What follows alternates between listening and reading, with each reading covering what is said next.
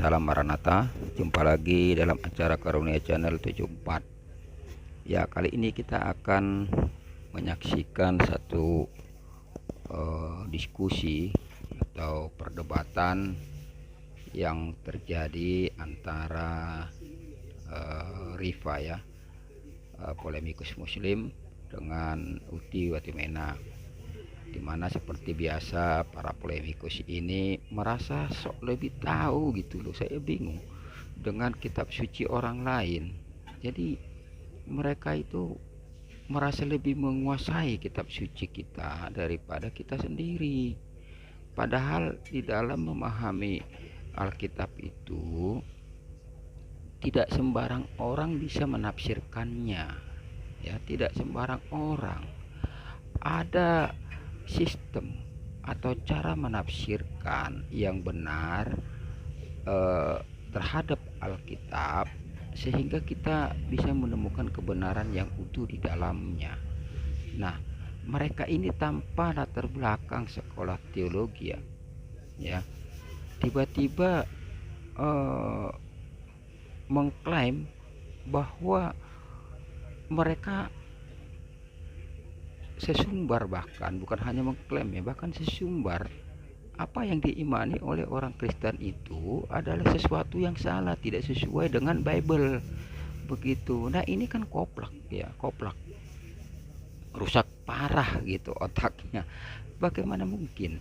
Itu yang pertama. Lalu yang kedua, kita juga tahu bahwa di dalam diri setiap orang percaya, orang Kristen yang sudah percaya menerima Yesus sebagai Tuhan dan Juru Selamatnya, maka ada Roh Kudus di dalam hatinya.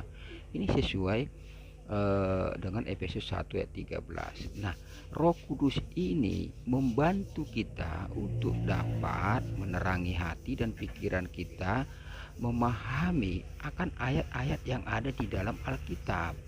Nah, itu yang kedua. Lalu yang ketiga, ayat Alkitab tidak berdiri sendiri. Artinya satu ayat tidak bisa dicomot lalu didapatkan satu pengajaran di situ. Tidak seperti itu. Ayat Alkitab adalah satu kesatuan ya, yang terdiri dari ayat-ayat yang ada di dalam Perjanjian Lama 39 kitab maupun ayat-ayat yang ada di dalam Perjanjian Baru 27 kitab. Nah, keseluruhan pengajaran yang ada di dalam Alkitab itu berdasarkan kesimpulan dari keseluruhan ayat-ayat yang berkesinambungan ini. Ayat yang satu menjelaskan ayat yang lain, ayat yang lain menjelaskan ayat yang berikutnya. Seperti itu, sehingga kita bisa menemukan satu kebenaran yang utuh. Contoh ya, contoh kasus tentang Yesus Kristus. Siapakah Yesus? Apakah dia manusia, nabi, imam, atau Tuhan atau Allah? Seperti itu. Nah, kalau kita melihat satu dua ayat, ada yang melihat bahwa Yesus makan, Yesus itu lapar, Yesus itu haus, Yesus itu tidur, mengantuk, dan Yesus itu merasa lelah dan lain sebagainya. Nah, apakah dari ayat-ayat ini bisa disimpulkan bahwa Yesus itu ternyata adalah manusia? Sebab Allah itu tidak mungkin bisa mengantuk, bisa merasa haus, bisa merasa lapar dan lain sebagainya yang memang dimiliki oleh kita manusia alami seperti itu. Apakah dengan ayat-ayat itu, ayat-ayat tersebut lalu kita tafsirkan, iya benar, ternyata itu memang Tuhan, memang manusia, dia bukan Tuhan, karena sifat-sifat keilahian di dalam diri Yesus tidak ada, tidak mungkin gitu loh bahwa dia itu Tuhan. Namun kita harus melihat keseluruhan dari ayat-ayat yang ada di dalam Alkitab, seperti yang saya katakan tadi, di mana Yesus berjalan di atas air. Itu tidak mungkin manusia bisa melakukan itu ya. Lalu Yesus bisa menghentikan gemuruh atau guruh ya, yang ketika murid-muridnya sedang ada di kapal, angin ribut datang lalu dia menghentikannya, alam saja tunduk kepada dia. Dan bukan hanya itu, Yesus juga mengetahui apa yang ada di dalam hati dan pikiran manusia itu, para muridnya. Nah, itu terjadi. Lalu kemudian Yesus membangkitkan orang mati, Lazarus. Lalu kemudian Yesus mati dan bangkit pada hari yang ketiga. Nah, ini mengindikasikan, membuktikan bahwa Yesus itu bukan hanya sekedar manusia biasa, tetapi dia juga Allah. Hanya Allah lah yang bisa bangkit dari kematian. Tidak mungkin manusia bisa bangkit dari kematian kalau bukan karena kuasa dari Allah. Nah, ini satu contoh yang sangat sederhana. Jadi sekali lagi ada 3 sistem penafsiran setidaknya ada 3 sistem penafsiran yang harus dikuasai oleh penafsir-penafsir Alkitab. Yang pertama tadi, bahwa sistem penafsirannya itu harus benar berdasarkan ayat-ayat Alkitab. Lalu yang kedua, ada Roh Kudus yang membimbing, memimpin, membuka hati dan pikiran setiap orang percaya sehingga dapat memahami ayat-ayat yang ada di dalam Alkitab. Lalu yang ketiga, tidak bisa menafsirkan Alkitab berdasarkan 1-2 ayat saja, tetapi berdasarkan kesimpulan dari keseluruhan ayat-ayat yang ada di dalam Alkitab. Nah, inilah yang tidak mungkin yang tidak mungkin dimiliki oleh para kaum polemikus muslim ini, sehingga mereka menyatakan, mengklaim, bahkan sesumber mereka lebih memahami Alkitab itu daripada orang Kristen sendiri. Ya, di dalam perdebatan ini terlihat sekali ya kebodohan si Ripa ini, yang memang model comot-comot ayat, cocokologi ayat seperti yang dilakukan para polemikus lainnya, seperti Kainama, Manasem Alik, si Juma dan lain sebagainya itu. Ya, inilah mereka. Dan sangat disayangkan jikalau hanya karena pernyataan dari atau ucapan dari para polemikus muslim ini, ada beberapa orang Kristen yang tidak teguh imannya bisa berbalik murtad dan meninggalkan Yesus karena ketidakpahaman mereka tentang sistem penafsiran yang terdapat di dalam Alkitab. Oke teman-teman, baik, kita saksikan perdebatan antara Rifa dan Uti Watimena ini karena mempertontonkan suatu tontonan yang menarik, gratis ya, dimana kita hanya bisa menertawakan klaim-klaim yang disampaikan oleh Rifa dalam perdebatan kali ini. Baik teman-teman, dukung terus channel ini, bisa dibantu dengan subscribe, share, like, dan juga komen, sehingga bisa terus mengembangkan karunia channel 74 ini. Salam Maranatha. Ya, selamat pagi semuanya. Pagi. Ya, terima kasih. Terima kasih untuk waktunya ini ya, yang sudah diberikan kepada saya. Ya, hari ini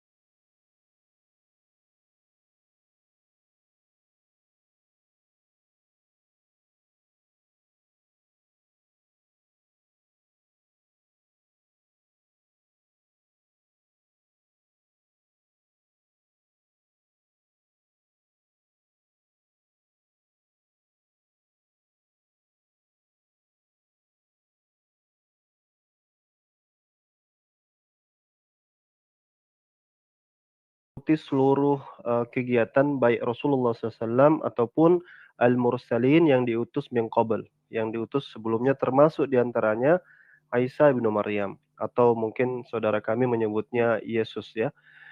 Dalam surat Al-Maidah Allah tegaskan, mal masihu ibnu Maryam illa rasulan qad khalat min qablihi rusul. Tidaklah Yesus atau Isa itu adalah kecuali Rasulullah yang mana seperti halnya berlalu juga beberapa rasul sebelum Nabi Isa. Jadi dia bukan yang pertama, telah ada padanya juga nabi-nabi yang diutus sebelumnya. Wa ummuhu siddiqah, dan ibunya Maryam adalah perempuan yang benar, ibu yang benar. Kana yakulani ta'aman. Keduanya, baik ibunya ataupun Yesus, itu biasa memakan makanan. Unzur kaifa nubayyinu lahum al-ayat summa anzur anna yufakun. Dan kemudian lihatlah bagaimana kami memperlihatkan kepada kalian tanda-tanda daripada ayat-ayat kami. Jadi Quran, baik Quran ataupun sebenarnya Bible, nanti kita mungkin akan merujuk kepada Bible, menunjukkan bahwasanya tidaklah Yesus, Isa, Musa, Ibrahim dan seluruhnya itu hanyalah nabi dan utusan atau Rasulullah. Kalaulah di antara mereka itu ada kelebihan, itu masing-masing para nabi punya kelebihan masing-masing atau yang disebut dengan mukjizat. Ibrahim yang bisa diselamatkan oleh Allah dari api, atau Nabi Isa yang Allah berikan mukjizat bisa menyembuhkan, dan begitu juga Rasulullah SAW dengan mukjizat Al-Quran, Nabi Musa yang bisa takallama taklima, berbicara langsung dengan Allah. Semua punya mukjizat-mukjizat yang memang tidak dapat ditangkap oleh akal, tetapi itulah dinamakan mukjizat. Oke, waktunya habis. Langsung aja Andi. Baik, dalam nama Tuhan Yesus ya, saya diberikan kesempatan, terima kasih. Yesus di dalam Alkitab itu sudah jelas, di dalam Matius 16 ayat yang ke-7 dikatakan, ini berbicara substansi manusianya. Sebab anak manusia akan datang dalam kemuliaan Bapanya, diiringi malaikat-malaikatnya. Pada waktu itu ia akan membalaskan setiap orang menurut perbuatannya. Bahkan Yesus mengatakan dalam kitab Wahyu yang 22 ayat ke-16, Aku, Yesus telah mengutus malaikatku untuk memberi kesaksian tentang semuanya ini kepadamu bagi jemaat-jemaat. Aku adalah Tunas, yaitu keturunan Daud, bintang timur yang gemilang. Gitu kata Yesus gitu loh. Jadi jika mengacu kepada anak manusia yang akan datang dalam kemuliaan Bapaknya ini, kalau izin saya komparasikan kepada kitabnya Bang Alwan itu dalam surah Ali Imran yang ke-45, dalam iman abang itu bahwasanya Isa itu adalah anak manusia yang terkemuka di bumi, di dunia, dan di akhirat. Jadi menurut saya jika kita berbicara perspektif tentang ini, maka belum ada satu nabi pun yang dikatakan di dalam kitab abang yang dikatakan itu terkemuka di dunia dan di akhirat, tidak ada. Jika seandainya pun iman abang mengatakan nabi, nggak masalah, itu terserah abang. Tapi yang mau saya garis bawahi adalah dia adalah orang yang terkemuka di dunia dan di akhirat. Tidak ada nabi di dalam Al-Quran itu dikatakan begitu, hanya Isa. Itu yang pertama Bang ya. Itu jelas karena kita komparasikan ke dalam Matius 16 ayat 27. Terus dikatakan Matius 24 ayat 30 pun begitu juga. Di dalam Markus 15, di dalam Markus 14 ayat 62 dikatakan, jawab, apakah engkau Mesias, anak yang terpuji? Ditanyakan orang kepada Yesus, menjawab, akulah dia. Kamu akan melihat anak manusia duduk di sebelah kanan yang maha kuasa dan datang di tengah-tengah awan di langit. Anak yang terpuji. Kita berbicara kemanusiaan tadi. Anak yang terpuji dan orang yang terkemuka di dunia dan di akhirat. Itu saja. Silakan Bang Ken. Oke, waktunya saya riset. Uni? Oke, saya ya. Untuk saya, berapa menit? 3 menit. 3 menit. Oke, auzubillahi minasyaitonirrajim. Bismillahirrahmanirrahim. Tema kali ini tuh saya bawa adalah untuk membuktikan kejujuran kita dalam ranah diskusi. Jadi ketika saya bicara tentang mengkomparasikan Nabi Muhammad SAW dengan Nabi Isa atau Yesus Christ, sebenarnya itu bukan komparasi ya, karena dalam Islam sendiri kami tidak akan membandingkan, tapi kami sama-sama memuliakan beliau dua-duanya sebagai manusia yang dalam tanda kutip sempurna, sebagai manusia, sebagai nabi.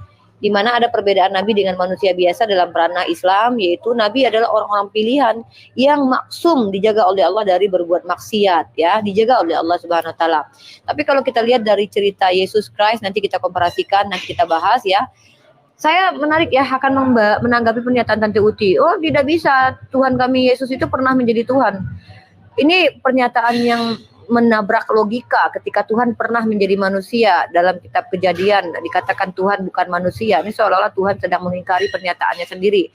Aku bukan manusia, tiba-tiba dia pernah menjadi manusia. Ini Tuhan seperti apa ya yang kita bahas ini? Esensi Tuhan macam apa? Nah, kemudian Tante Uti bilang, Tante Uti asal tahu saja yang disampaikan oleh Bang Kristen Antihok tentang eskatologi, turunnya Yesus nanti kedua kali itu tidak jadi Tuhan juga, jadi manusia juga, Tante. Sebagaimana Musa dan Elia pernah muncul ketika Yesus hadir, itu sah-sah saja Yesus juga bisa seperti itu. Tidak ada hebat-hebatnya, karena Elia dan Musa saja juga pernah kok datang menemui Yesus sebagai manusia, bukan sebagai Tuhan, apalagi malaikat.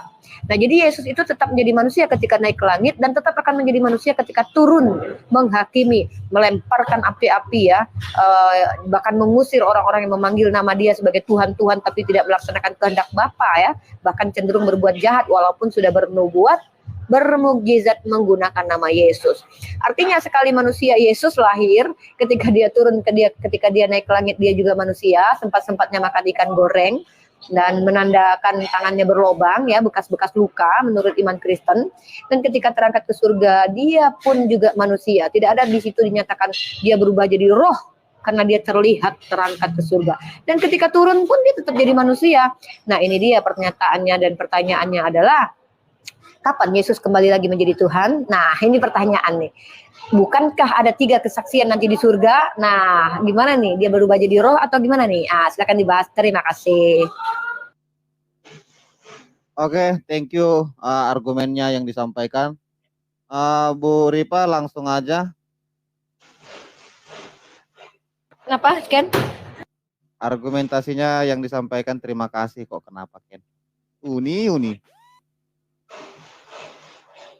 Ayo Bu Uti, waktunya 3 menit. Ya, jadi dari saya setelah Rifa ya, selalu setelah Rifa ya. Jadi gini ya, Pak Alwan tadi bicara seperti itu ya. Jadi kami mengatakan ya bahwa Al-Qur'an itu bukanlah referensi Alkitab ya. Tidak ada hubungannya Al-Qur'an dengan Alkitab ya. Karena apa? Karena Al-Qur'an itu tidak menjelaskan sama sekali mengenai Alkitab ya. Dia bahkan kalau boleh saya kasih tahu, tidak tahu mengenai isi Alkitab gitu. Jadi Anda tidak bisa mengatakan bahwa Yesus itu hanyalah manusia biasa sesuai dengan yang tertulis di dalam Al-Qur'an ya, karena tidak ada nama Yesus tertulis di situ. Yang ada cuma Isa yang mirip-mirip ya, tokoh ini cuma mirip-mirip ya, mirip-mirip seperti Yesus tetapi jelas dia bukan Yesus gitu.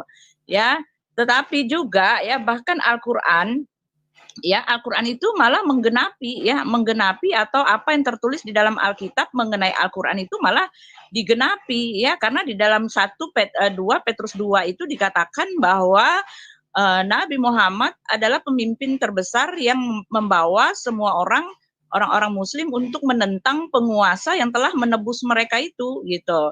Justru yang tertulis di dalam Alkitab itu adalah ya sudah tertulis ya, di dalam Al-Qur'an itu sudah tertulis di tempat kami cuma satu ya, menentang penguasa. Di dalam kitab Yudas juga dikatakan menentang penguasa. Ya, penguasa yang telah menebus ya, penguasa yang menebus itu kan diketahui di dalam Alkitab kami adalah Yod-Heh-Vav-He, akulah penebusmu. Jadi ya apa yang kalian lakukan ini hanyalah penggenapan dari apa yang tertulis di tempat kami, hanyalah orang-orang yang anti Kristus yang adalah penentang-penentang penguasa yang telah menebus kalian. Dan bahkan dengan sangat-sangat spesifik sekali Rasul Petrus sudah mengatakan bahwa tidak ada keselamatan, berita keselamatan yang lahir dari goa gitu, nggak ada ya kan, karena di goa itu justru sebaliknya, kata Rasul Petrus adalah bahwa di dalam dari goa itu hanya ada malaikat-malaikat yang jatuh. Suaranya hilang. Tuhan berdasarkan kitab kalian ya, karena sudah dikasih tahu ya bahwa kitab kalian itu adalah penggenapan dari apa yang tertulis di kitab kami, hanyalah tentang penguasa yang telah menebus kalian gitu. Ya, jadi Yesus itu tetap Tuhan walaupun disanggah keberadaannya oleh satu kitab yang pengikutnya banyak sekali gitu kan, banyak sekali, luar biasa besar. Tetapi kan inti dari pengajaran Nabi Muhammad kan cuma satu yang saya lihat ya, adalah menurunkan derajat Yesus yang adalah Tuhan, lalu dia punya Tuhan baru, yaitu Allah Subhanahu wa Ta'ala yang harus kalian sembah ya. Itu saja ya. Kalau tidak menyembah Allah Subhanahu wa Ta'ala kena azab, dan mengakui Muhammad adalah rasulnya ya kena azab gitu kan, akan dilempar ke neraka gitu kan. Karena apa? Ya karena kalian sudah punya Tuhan baru ya, Tuhan yang sebenarnya direndahkan ya, lalu punya Tuhan baru gitu Oke, kan. Dan waktunya habis Bu Uti. Ya. Jadi di sini masih nyambung dari topik ya guys, ke kemanusiaan ya, yang dibahas tentang kemanusiaan Nabi dan kemanusiaan Yesus itu sendiri. Ya. Oke, langsung Alwan. Sedikit dulu.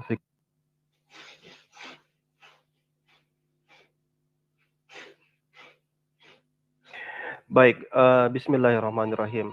Kalau kita bicara tentang Nabi Isa terkemuka, sebenarnya itu sudah sering kali kita bahas ya, bahwa tidak hanya Nabi Isa, tapi seluruh para nabi itu di sisi Allah Subhanahu wa Ta'ala tempat yang terkemuka. Sebenarnya dalam surat Al-Ahzab ayat ke-69, Musa dikatakan wa indallahi wajihan. Beliau juga punya tempat yang utama, dan bahkan seluruh para nabi termasuk Rasulullah Shallallahu Alaihi Wasallam. Jadi kalau kita kembali kepada konsep Quran menerangkan bagaimana bahwa para nabi min qabl, para nabi-nabi sebelumnya itu terbiasa makan, terbiasa jalan di pasar-pasar. Ini adalah tabiat yang sangat manusiawi. Kita harus sadari bahwasanya ini bukan klaim Quran ya semata, tapi fakta sejarah juga menunjukkan bagaimana posisi Yesus itu oleh orang-orang Yahudi di abad pertama juga meyakini, namanya Abionet meyakini bahwa Yesus itu sepenuhnya hanyalah seorang manusia biasa. Derajat ketuhanan dia itu nanti diangkat pada saat konsili, khususnya untuk dua natur Tuhan itu diangkat di konsili Kalsedon.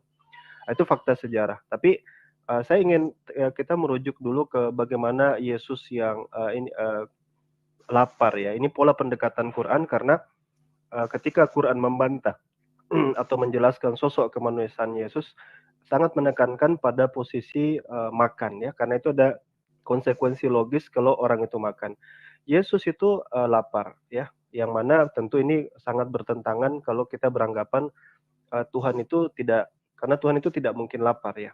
Ketika Yesus mencari buah di pohon ara, di situ ada satu konteks di mana dia salah memprediksi masa panen, masa musim buah, dan dia tidak dapat di pohon, dan kemudian Yesus mengutuk pohon ara itu sehingga dia menjadi mati. Sebenarnya kan di situ ada kontras ya, karena kalau dia punya kekuatan untuk mematikan pohon, bukankah sangat mudah bagi Yesus itu untuk memunculkan saja buahnya kalau dia punya kemampuan itu ya.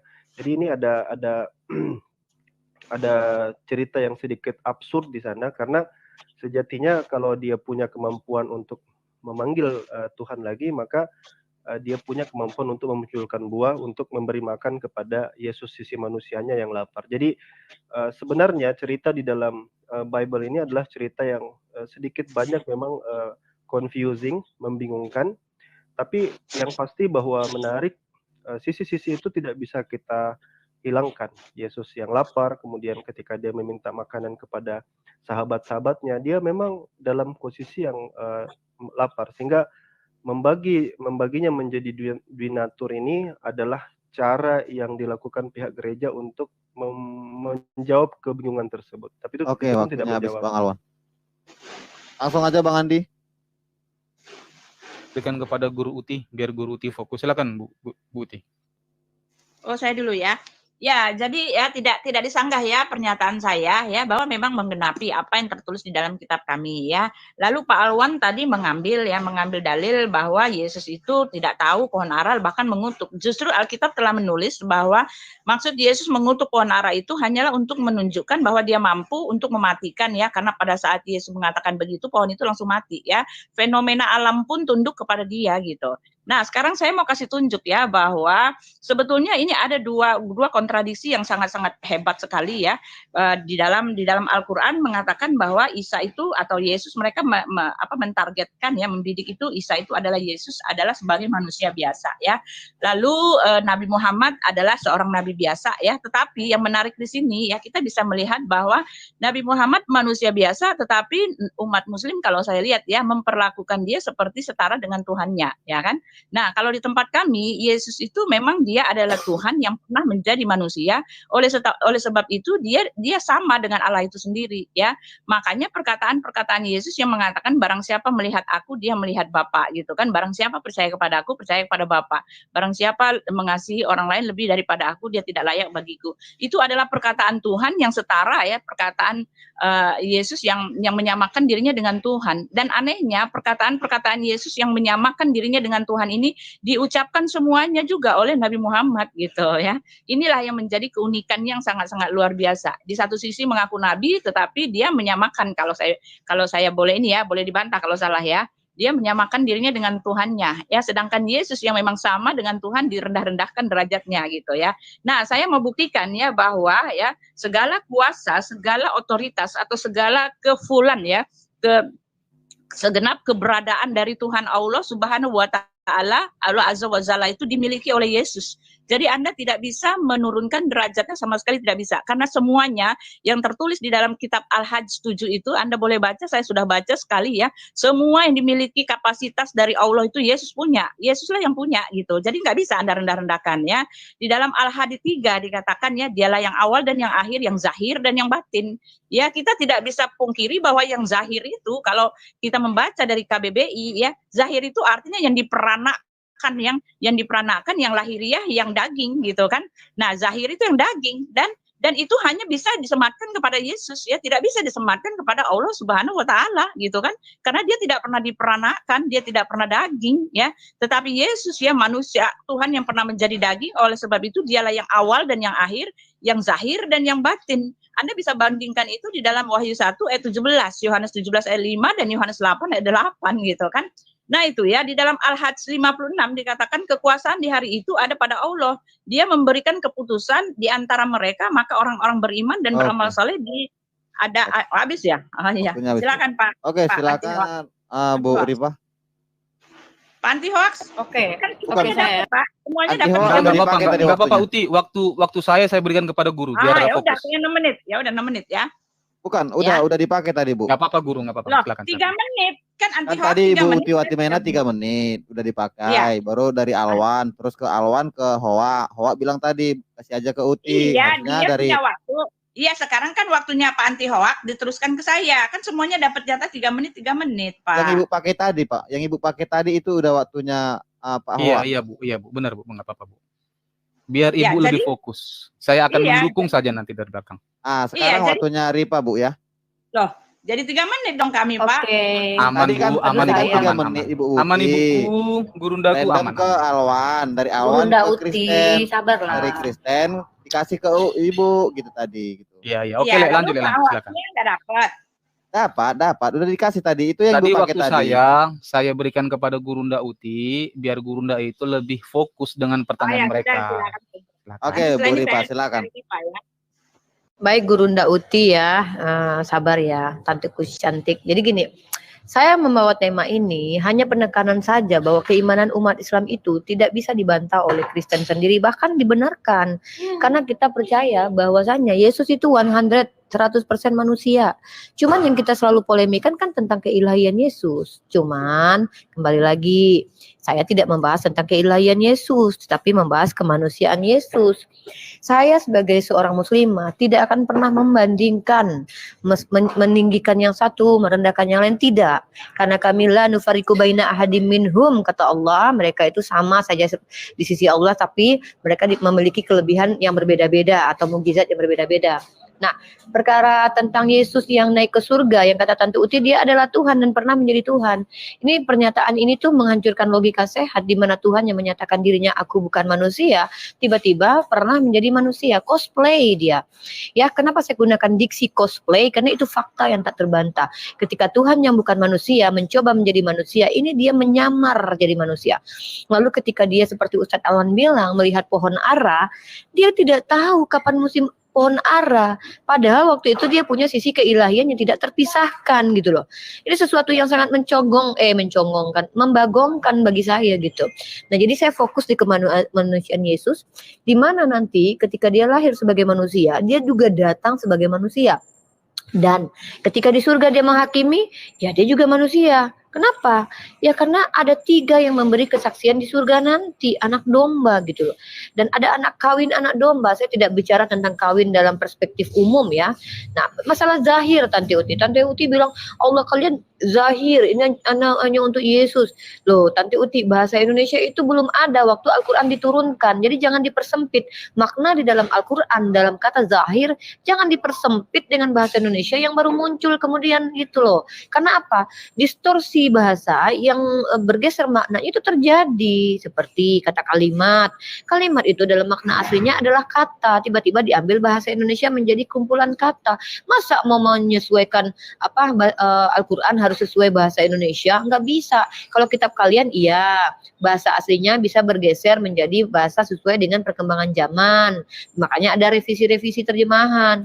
Kalau bahasa Arab nggak boleh, harus sesuai dengan makna. Makanya kami ada tafsir, ada bersanad tentang penjelasan satu kata itu. Jadi ketika zahir dalam perspektif Islam jangan dipaksa sesuai dengan zahir menurut Tante Uti Watimena. Begitu sayang.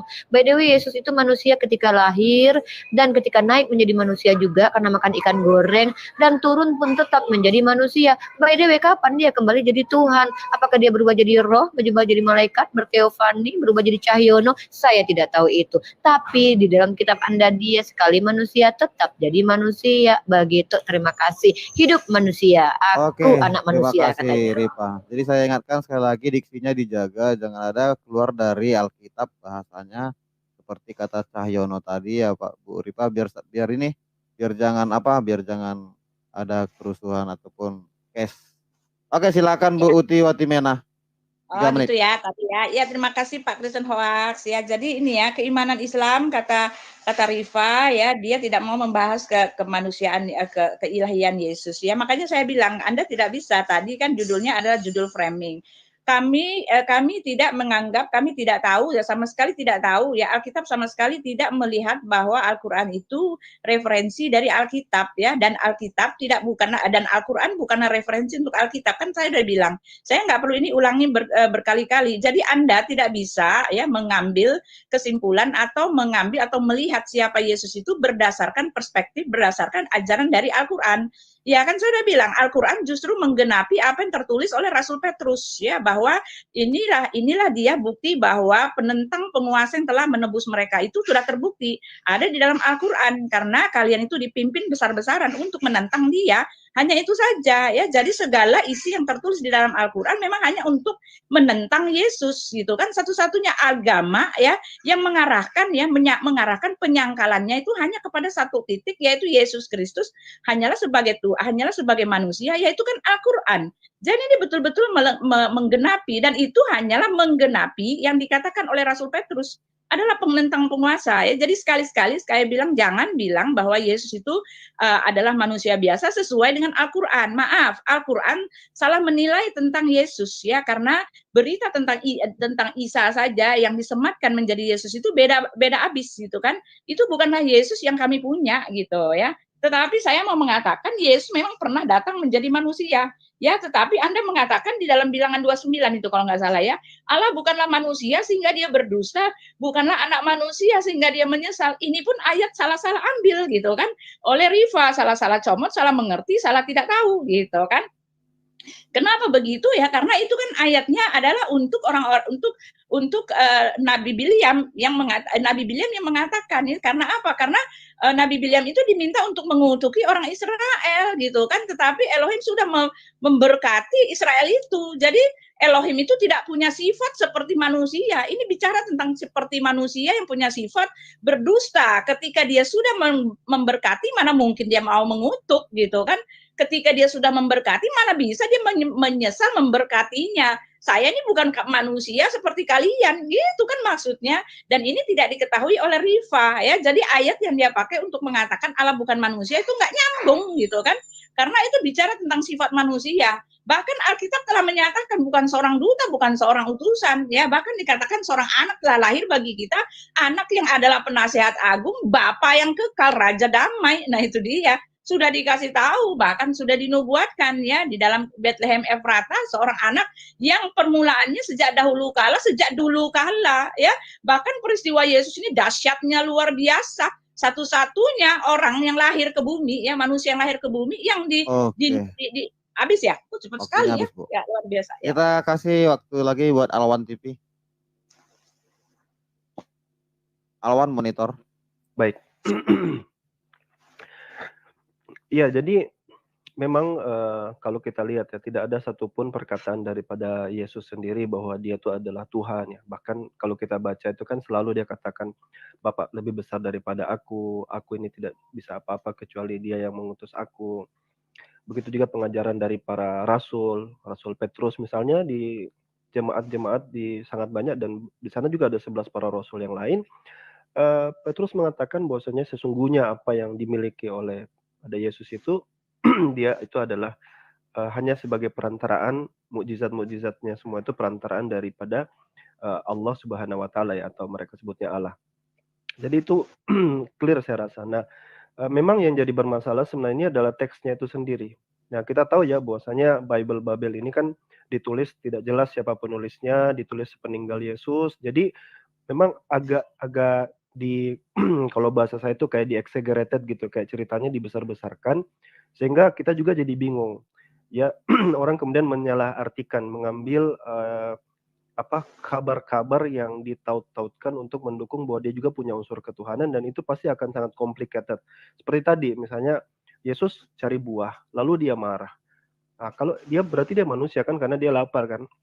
Tapi dia dikatakan lah, kalau dia juga punya unsur ketuhanan, kenapa dia memilih untuk mematikan pohon itu ketimbang membuat aja buahnya daripada pohonnya dimatikan kan?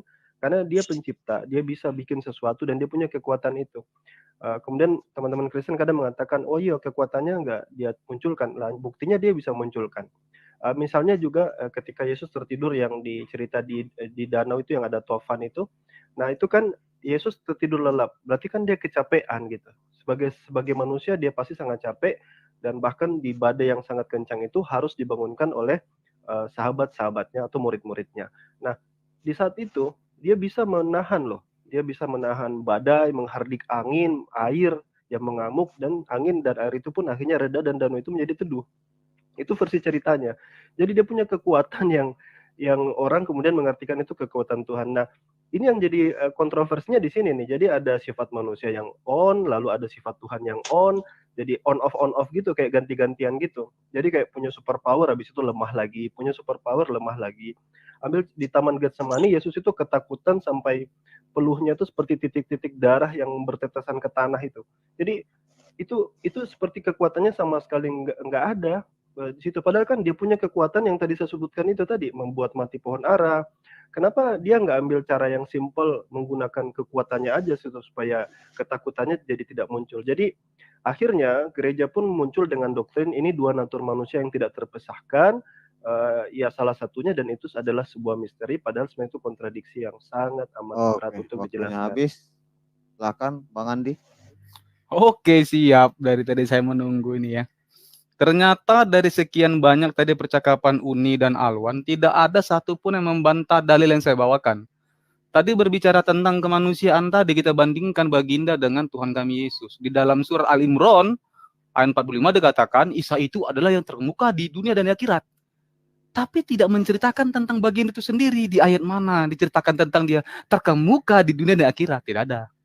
Monggo, kalau ada, mana tahu saya kurang ilmu, monggo dikasih tahu ayatnya, sebutkan dalilnya, nanti saya cari tahu. Itu dulu berbicara kemanusiaannya ya. Jangan berbicara yang lain-lain, ngelantur-ngelantur. Oke? Terus tadi Unirifa ngatakannya jangan dipersempit karena ada distorsi kasta. Ternyata Unirifa nggak mengerti sendiri gitu loh. Itu jadi bumerang bagi kalian sendiri gitu loh. Karena kalian coba mempersempit siapa Yesus itu dalam Alkitab. Begitu. Jika berbicara tadi kata kalian, Alkitab itu ada revisi segala macam. Justru jika kita bandingkan dengan tafsir atau hadis, ada hadis yang doif, ada yang tidak. Pertanyaannya siapa yang berhak melegitimasi itu doif atau tidak? Sementara baginda kalian sudah tidak ada. Seharusnya baginda kalian menerima wahyu yang sah, sahih, melegitimasi hadis doif atau tidak. Bukan kalian, bukan para sahabat. Karena bukan para sahabat yang menerima wahyu. Baginda, bagaimana bisa kalian katakan ada hadis doif dan tidak? Itu saja bumerang bagi kalian sendiri. Maka hati-hati berstatement ya.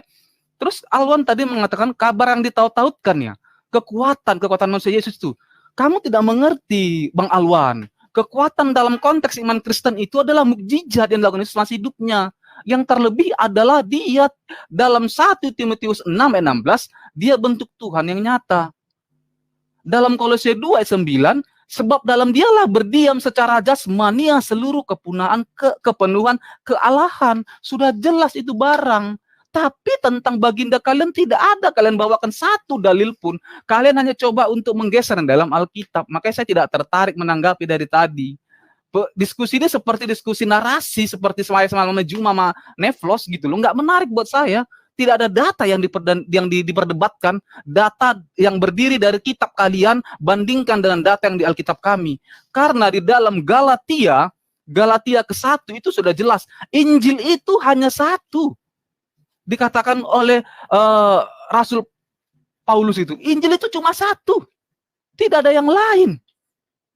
Dia bahkan di ayat ke-16, di ayat ke-18, dia berkata gini, lalu 3 tahun aku pergi ke Yerusalem. Sebelumnya dia sudah ke Arab untuk menyebarkan firman. Hanya ada satu Injil. Dan bagi yang untuk mencoba merubahnya, kata Paulus adalah, terkutuklah engkau katanya. Nah yang terkutuk siapa? Yang berubah ini, silakan. Oke, waktu habis. Langsung aja Uniripa. Oke, terima kasih ya. Dari tadi saya tangkap apa yang disampaikan Tante Uti dengan Kristen Antioch juga tidak membantah. Yesus itu 100% manusia. Kita tidak bicara tentang keilahiannya, dan keilahiannya pun bisa dipertanyakan. Apa hebatnya Yesus coba? Karena manusia-manusia sebelum Yesus juga sudah pernah melakukan apa yang dilakukan Yesus. Oh, membangkitkan orang hidup. Elia juga sudah pernah turun dari surga. Bahkan Musa di zaman Yesus juga turun dari surga. Atau kalian mau bilang bahwa Musa tidak pernah masuk surga. Nah, kemudian si Kristen Antioch mengatakan tentang hadis. Siapa yang memvalidasi hadis? Ya kita, orang-orang manusia. Ustadz-ustadz yang punya akal sehat tidak boleh menerima informasi sembarangan. Makanya ada ilmunya. Apa itu? Sanadnya bersambung. Kemudian informasinya itu mutawatir, dijelaskan banyak orang gitu. Mustahil orang banyak itu berbohong. Jadi dengan ranah keilmuan secara umum Kristen Antioch untuk mengetahui hadis itu doif atau tidak, dan ini tidak ada korelasinya dengan kemanusiaan Yesus ya hadis ini. Saya bicara tentang makna sesungguhnya. Sebuah kata-kata yang keluar dari bahasa Semitik, tolong jangan diperkosa, jangan dipersempit dengan menggunakan bahasa Indonesia. Kembalikan ke makna sesungguhnya, seperti yang saya sampaikan tadi, masalah dohir tadi, nggak ada kaitannya dengan hadis ya. Nah, jangan lari kemana-mana dulu, kita tetap di fokus tentang kemanusiaan Yesus. Dan lagi pula, Yesus itu lahir sebagai manusia, mati sebagai manusia, bangkit sebagai manusia menurut kalian. Even dia bangkit menurut kalian yang kami tolak, tetap sebagai manusia, bahkan turun kedua kali pun sebagai manusia. Ya, nah yang pertanyaan saya itu kapan dia kembali berubah menjadi Tuhan sebagai roh atau tidak pernah berubah sama sekali? Atau bagaimana? Itu yang jadi polemik yang harus kita bahas di sini. Ini bukan hadis, bukan apa, itu nanti masuk ke ranah kritik teks atau ke ranah literatur nanti. Ya. Ini mungkin itu ya, Kristen Antioch fokus di tema kita. Dan Tante Uti, by the way Tante Uti, tubuh kemuliaan semacam apa yang makan ikan goreng ya? Tubuh kemuliaan apa yang butuh ikan goreng gitu dan bolong-bolong gitu ya? Itu manusia Tante Uti, tandanya dia manusia. Lanjut Ustaz Alwan.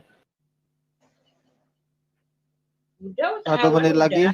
Sabar Uni. Sabar Uti. Enggak ini ya, saya lanjut dulu Ustaz Alwan. Baik. Jadi kalau kita tadi sudah saya jelaskan ya, yang masalah terkemuka itu juga para nabi juga semua terkemuka di dalam surat tadi Al-Ahzab ya, kalau nggak salah itu. Juga dijelaskan bahwa Nabi Musa itu juga wajihan ya, terkemuka juga. Jadi belajar literasi Islam sebenarnya juga nggak nyambung yang ditanya juga tentang hadis, karena kalau hadis itu beda dengan Alkitab. Hadis itu nggak dijaga oleh Allah Subhanahu Wa Taala, yang dijaga itu adalah Al-Quran ya. Sementara Bible itu kan kitab suci yang kalian yakini ya, penulisnya tidak jelas, banyak yang tidak jelas di situ, sehingga terjadi banyak kontradiksi, sehingga kemudian penafsiran itu menjadi liar gitu. Tapi seliar-liarnya Bible itu tidak ada satu klaim yang tidak ambigu ya, yang ada malah justru Yesus menyatakan dia tuh manusia biasa dan bukti-bukti menunjukkan itu. Nanti giliran saya baru saya bahas. Oke, habis. Silahkan Bu Uti langsung aja. 3 menit. Ya, diberikan. jadi ini ya, jadi Kan betul aja lah ya. 5 menit Ken. 3 menit nggak bisa kayaknya. 5 menit naikkan aja. Iya, Sabar, 5 menit ya. harus Pak. kesepakatan. Bentar Uni. Iya, Kita buat seperti ini aja. Saya langsung kumpulkan 6 menit, nanti kalian yang ngatur bagi 2. Bagaimana Iya, kira-kira? Iya, gitu aja ya. Sebentar Bu Uti. Bu Ripa, Pak Alwan, 6 menit saya. Lanjut. Oke, Boleh lah. bentar saya ubah ke 6 menit.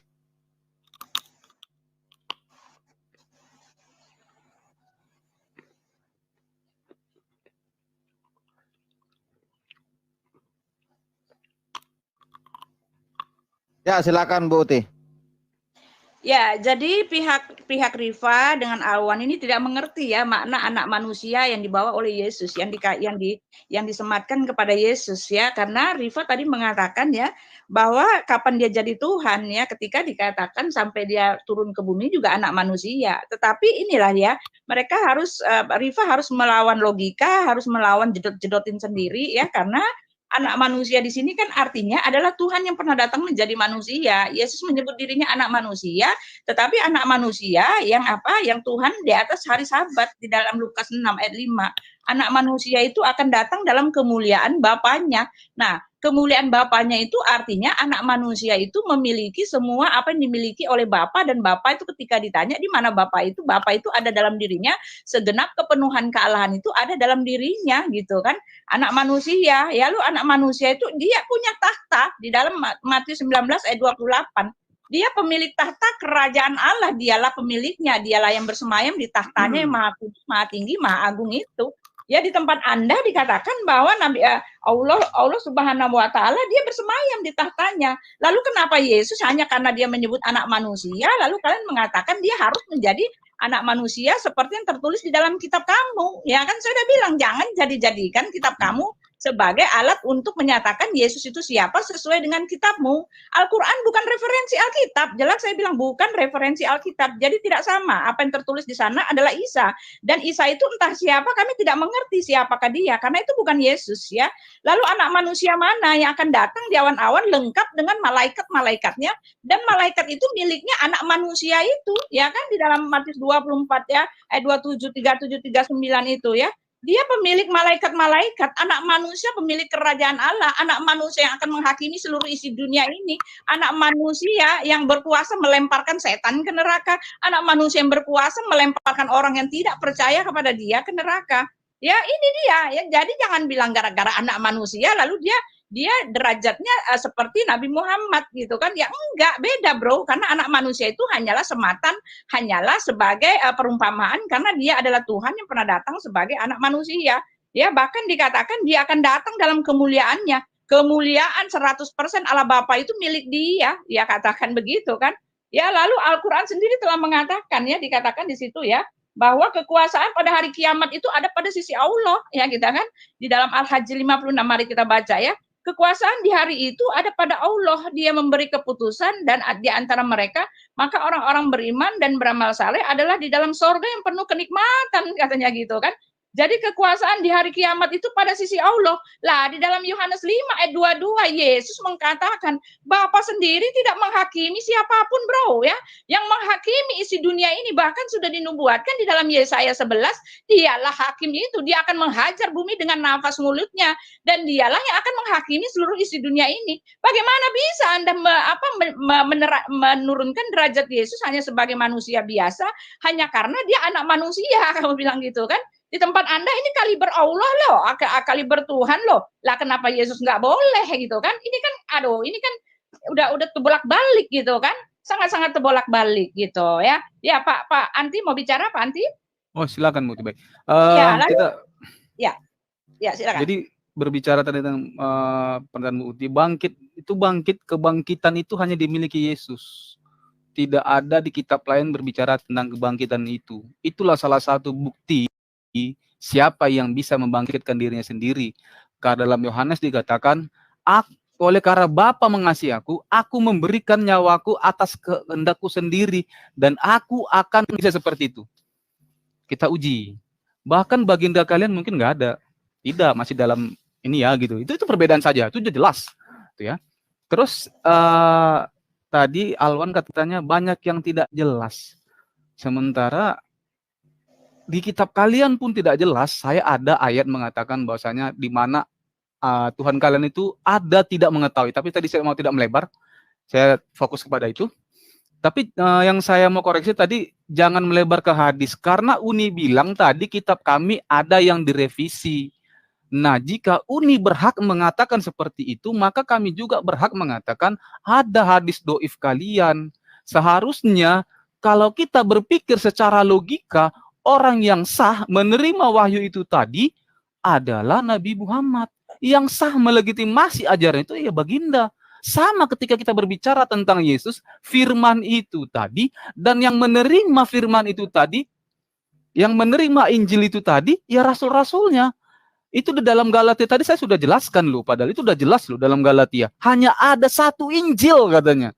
Hanya ada satu Injil. Nah, Injil yang berbicara yang bagaimana yang ada di kitab kalian, itu yang harus dipertanyakan. Itu seharusnya yang harus menjadi koreksi gitu loh. Karena di dalam 1 Timotius tadi dikatakan, dialah satu-satunya yang tidak takluk kepada maut, bersemayam dalam terang. Nah, jika berbicara tentang manusia mana yang tidak takluk kepada maut? Kecuali Yesus. Jika berbicara substansi manusianya, gitu loh. Nah, sekarang substansi baginda kalian bagaimana? Pertanyaan dia masih di mana sekarang? Masih di dalam tanah, belum bangkit. Yesus itu bangkit, bahkan raganya yang sudah dirusak di dalam pada saat dia disalib itu ikut terangkat. Nah, baginda kalian tidak, masih dalam tanah, habis. Silakan. Oke, waktunya habis. Ya kita reset. Oke, Bang Alwan atau Ripa, silahkan. Oke, aku aja langsung ya. Sorry tadi Ustadz Alwan aku tidak terlalu fokus karena anak aku pulang barusan ya. Oke, ini aku fokus ya. Ini aku 100% manusia dan 100% roh ini ya. Jadi gini ya. Kalau kita bahas tentang Yesus yang 100% manusia, kami umat Islam tidak membantah ya. Kalau dia wajihan, iya dia wajihan sebagaimana Nabi Musa juga wajihan, terkemuka. Setiap nabi itu memiliki kelebihan masing-masing. Mungkin saya ke lantai 2 dulu ya. Di sini agak suara bisik bentar-bentar. Stop waktu dulu Ken, bentar Ken. Oke, kita reset. Pause. Oke, tadi si Christian Hantiox bilang nabi kalian mati, belum bangkit. Jadi gini kayak siapa namanya Christian Hantiox ya atau siapa saya namanya nggak tahu. Apa hebatnya Yesus gitu bangkit karena sekelas Lazarus pun bangkit. Apa hebatnya Yesus? Yesus itu cuma 3 hari dan dagingnya belum busuk. Sementara kamu lihat kematian Yesus yang ada cerita zombie di mana dalam Matius ada orang-orang kudus yang sudah ribuan tahun mati bangkit, itu lebih hebat yang patut kalian pertuhankan itu. Kalau kamu bilang mana ada manusia yang seperti itu loh, buktinya ada orang-orang kudus yang bangkit bahkan mungkin tinggal tulang belulang gitu ya, lebih hebat daripada Yesus yang 3 hari 3 malam yang kita bisa jangan-jangan pura-pura pingsan dia, kita nggak tahu loh kan nggak ada dokter waktu itu. Namanya juga Tuhan bisa melakukan apapun, cosplay jadi manusia aja dia bisa, apa hebatnya dia jadi manusia terus pura-pura mati ya kan. Ini kalau dia bilang dia tidak lekang kena maut loh, buktinya dia mati kok. Itu apa yang tidak kena maut itu? Yang tidak kena maut itu tidak pernah mati gitu. Kalau dia mati terus bangkit lagi juga nggak hebat juga. Itu zombie kudus itu. Jadi tolonglah kalau berbicara tentang kehebatan Yesus, tunjukkan kehebatan dia yang tidak dimiliki oleh orang lain. Karena apa yang dilakukan itu sudah dilakukan orang lain. Contoh turun naik surga. Itu Musa Elia yang turun naik ke surga udah turun juga. Zaman Yesus bertemu dengan Yesus malahan lagi. Jadi hebatnya Yesus di mana gitu. Makanya saya bilang sama seperti manusia lainnya. Terkait Nabi Muhammad SAW, inilah kesempurnaan manusia. Apa dia? Kesempurnaan manusia ketika tugasnya berakhir, maka berakhir pula masa hidupnya. Sebagaimana Yesus itu tugasnya belum selesai, dia sudah lari dulu ke langit gitu loh. Kenapa saya katakan tugasnya belum selesai? Masih banyak yang ingin aku sampaikan kepada kalian. Kalian belum sanggup menanggungnya. Maka Roh Kudus yang kalian anggap dicurahkan kepada kalian, yang kepenuhan itu. Nah itu tugasnya belum selesai. Dia sudah pergi ke langit duluan gitu. Makanya dia butuh lagi untuk turun lagi. Ini Yesus maunya apa gitu. Turun nggak cukup sekali dia itu loh. Jadi ketika dia turun ke dunia itu nggak ada manfaat apa-apa juga buat dunia. Buktinya dunia tidak lebih baik-baik saja gitu. Ini sudah Tuhan loh yang bekerja seperti ini, membuat sebuah sketsa kisah drama yang luar biasa ya. Dengan kematian dia, apa perbaikan buat dunia ketika dia mati? Tuhan loh yang mati ini loh. Tuhan. Nah kan, ketika dia turun kedua lagi itu juga dia berupa manusia. Bahkan ketika di surga pun juga berupa manusia. Karena dia tubuh kemuliaan itu makan ikan goreng dulu gitu kan. Itu bukti bahwa dia manusia. Yang kita bahas di sini kemanusiaan Yesus bro. Nah tentang terkait hadis, kamu komparasikan dengan revisi terjemahan kamu. Saya gini, ketika Tante Uti membawakan kata zahir yang dipaksakan sesuai dengan bahasa Indonesia saat ini, tidak bisa bro. Kenapa? KBBI itu belum ada ketika Al-Quran diturunkan. Jadi bukan Al-Quran yang mengikuti KBBI, tapi KBBI harus mengikuti Al-Quran. Begitu seharusnya. Nah, ketika saya bicara revisi terjemahan, itu fakta adanya. Lalu ketika tentang hadis, kamu komparasi jauh sekali antara sumur dengan langit gitu loh. Hadis itu kenapa ada doif? Nah, inilah keilmiahan umat Islam tidak mau menerima informasi sembarangan saja. Penulis kitab tiba-tiba nanti ada tulisan di dalam selokan tertulis dari Tuhan. Apa kalian percaya itu dari Tuhan? Tidak. Itulah kami tidak mau menerima begitu saja. Kami akan menyelidiki siapa penulisnya. Kemudian dari mana informasi itu datang? Bagaimana cara memvalidasi bahwa informasi itu benar? Itulah kenapa ada hadis doif, hadis lemah, hadis maudhu, bahkan hadis mungkar. Di mana harus memenuhi kriteria yang secara umum kita punya akal dan punya keilmuan. Contoh, kalau kamu kuliah dulu ya, kalau kamu bikin jurnal atau makalah, tentu kamu harus tahu referensi itu dari siapa. Contoh, ada referensi buku yang ditulis oleh Pak B.J. Habibie. Kita harus tahu dulu nih Pak B.J. Habibie ini siapa. Oh, dia orang yang track recordnya sudah jelas, diambil referensinya. Lah, ketika ada tulisan-tulisan yang nggak jelas siapa penulisnya, kita ambil sebagai referensi, ya kita nggak mau. Maksud saya itu terjemahan dengan hadis, kamu komparasi itu ibaratkan sumur dengan langit. Nggak ada korelasinya. Ya, revisi terjemahan itu ada dan bentar lagi kalian akan menerima revisi terjemahan terbaru. Itu ada dari kata Tuhan menjadi Tuhan, itu revisi terjemahan. Bahkan di dalam kitab Amos terjemahan lama dituliskan bahwa Tuhan itu bersumpah demi kesombongan Yakub, tiba-tiba diganti jadi kemuliaan Yakub. Kesombongan dengan kemuliaan mana sama? Direvisi itu terjemahan. Itu fakta yang tidak kalian bisa bantah. Nah, kalau hadis doif ya kami tidak mengatakan bahwa oh tidak ada kok hadis doif. Ada. Bahkan ulama kami mengklasifikasikannya gitu loh. Itu tanda bahwa ulama kami tidak bodoh begitu saja menerima informasi yang datang mengatakan bahwa itu dari Nabi Muhammad. Umat Islam tidak mau terkecoh, tertipu begitu saja menerima informasi yang tidak tahu siapa penulisnya gitu. Lalu dikatakan itu dari Tuhan dan imani saja. Oh, tidak bisa. Jadi tentang kemanusiaan Yesus sama saja dengan kemanusiaan para nabi lainnya. Dia memiliki mujizat. Coba kita bayangkan. Apa hebatnya Tuhan punya mujizat? Tuhan loh kok punya mujizat. Tuhan itu tidak perlu punya mujizat, orang Tuhan kok. Yang perlu punya mujizat sebagai bentuk kekuasaan Tuhan adalah manusia biasa yang harus membuktikan bahwa dia membawa pesan Tuhan. Untuk membuktikan bahwa dia benar-benar dari Tuhan, maka harus ada mujizat. Lah kalau Tuhan punya mujizat, hebatnya apa coba? Dia pura-pura mati pun hebatnya apa? Emang kita tahu dia ngerasain sakit atau enggak? Namanya juga Tuhan, suka-suka dia lah ya kan? Hebatnya apa coba? Ya kan? Gitu, Cena. Oke, Makasih. waktunya habis diborong semua oleh Ripa ya. Sekarang langsung aja Bu Uti Watimena atau Pak Christian Ya, Antihoa. saya dulu ya Pak. Pak Christian Hoax ya. Kan Gurunda. Ya. Jadi ini ya. Tadi bicara tentang sekelas Yesus aku sendiri. Yang beginian kali bertuhan, bro. Ya kan? Saya baca ya, beginian kali bertuhan, karena di dalam Al-Hajj 7 ya, ini saya bacakan ya. Ya, yang berkuasa membangkitkan orang mati itu cuma Tuhan, bro. Wait, gitu kan? Nih dikatakan ya, dan sungguh hari kiamat itu pasti datang dan tidak ada keraguan padanya, dan sungguh Allah akan membangkitkan siapapun yang di dalam kubur. Nah, itu yang membangkitkan orang pada di dalam kubur itu cuma Tuhan, bro. Jadi jangan kamu bilang itu apa hebatnya Yesus bangkit. Masalahnya lebih hebat Yesus membuktikan ucapannya. Dan aku akan membangkitkan mereka pada akhir zaman, kata Yesus itu ada 5 kali tertulis di dalam Alkitab. Ini sah banget, Yesus lah yang akan membangkitkan orang pada akhir zaman. Dan itu enggak omong kosong, karena apa? Karena dia sendiri bangkit. Ya, dan itu tidak omong kosong, karena dia sendiri telah membangkitkan Lazarus. Lazarus itu bangkit dari antara orang mati, yang bangkitkan itu Yesus, bro. Bukan dia sama dengan Lazarus. Lazarus nggak punya kuasa apa-apa, karena yang membangkitkan itu Yesus, bro, ya kan? Dan yang membangkitkan orang-orang pada akhir zaman itu adalah Tuhan di tempat Anda.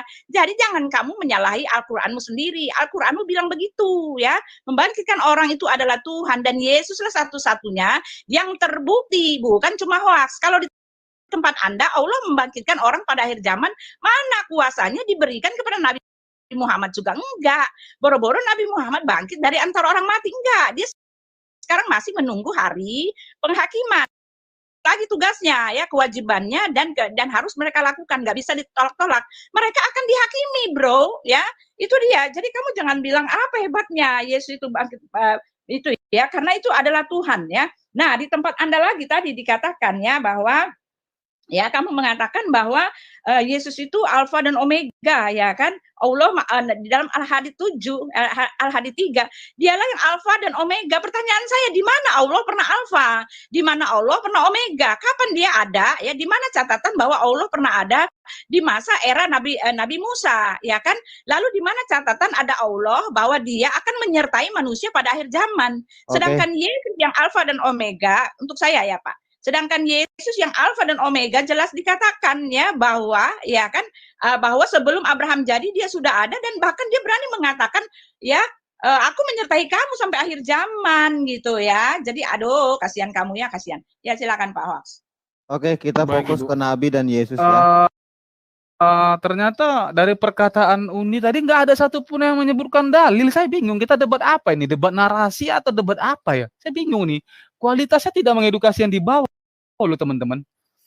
Tadi Uni mengatakan orang kudus bangkit. Siapa orang kudus itu? Tolong sebutkan siapa, mana dalilnya, gitu loh. Terus Uni mengatakan kena maut. Kalau emang dia itu Tuhan, dia tidak kena maut, tidak pernah mati. Maaf, perbedaan konteks kualitas iman kita berbeda, Uni.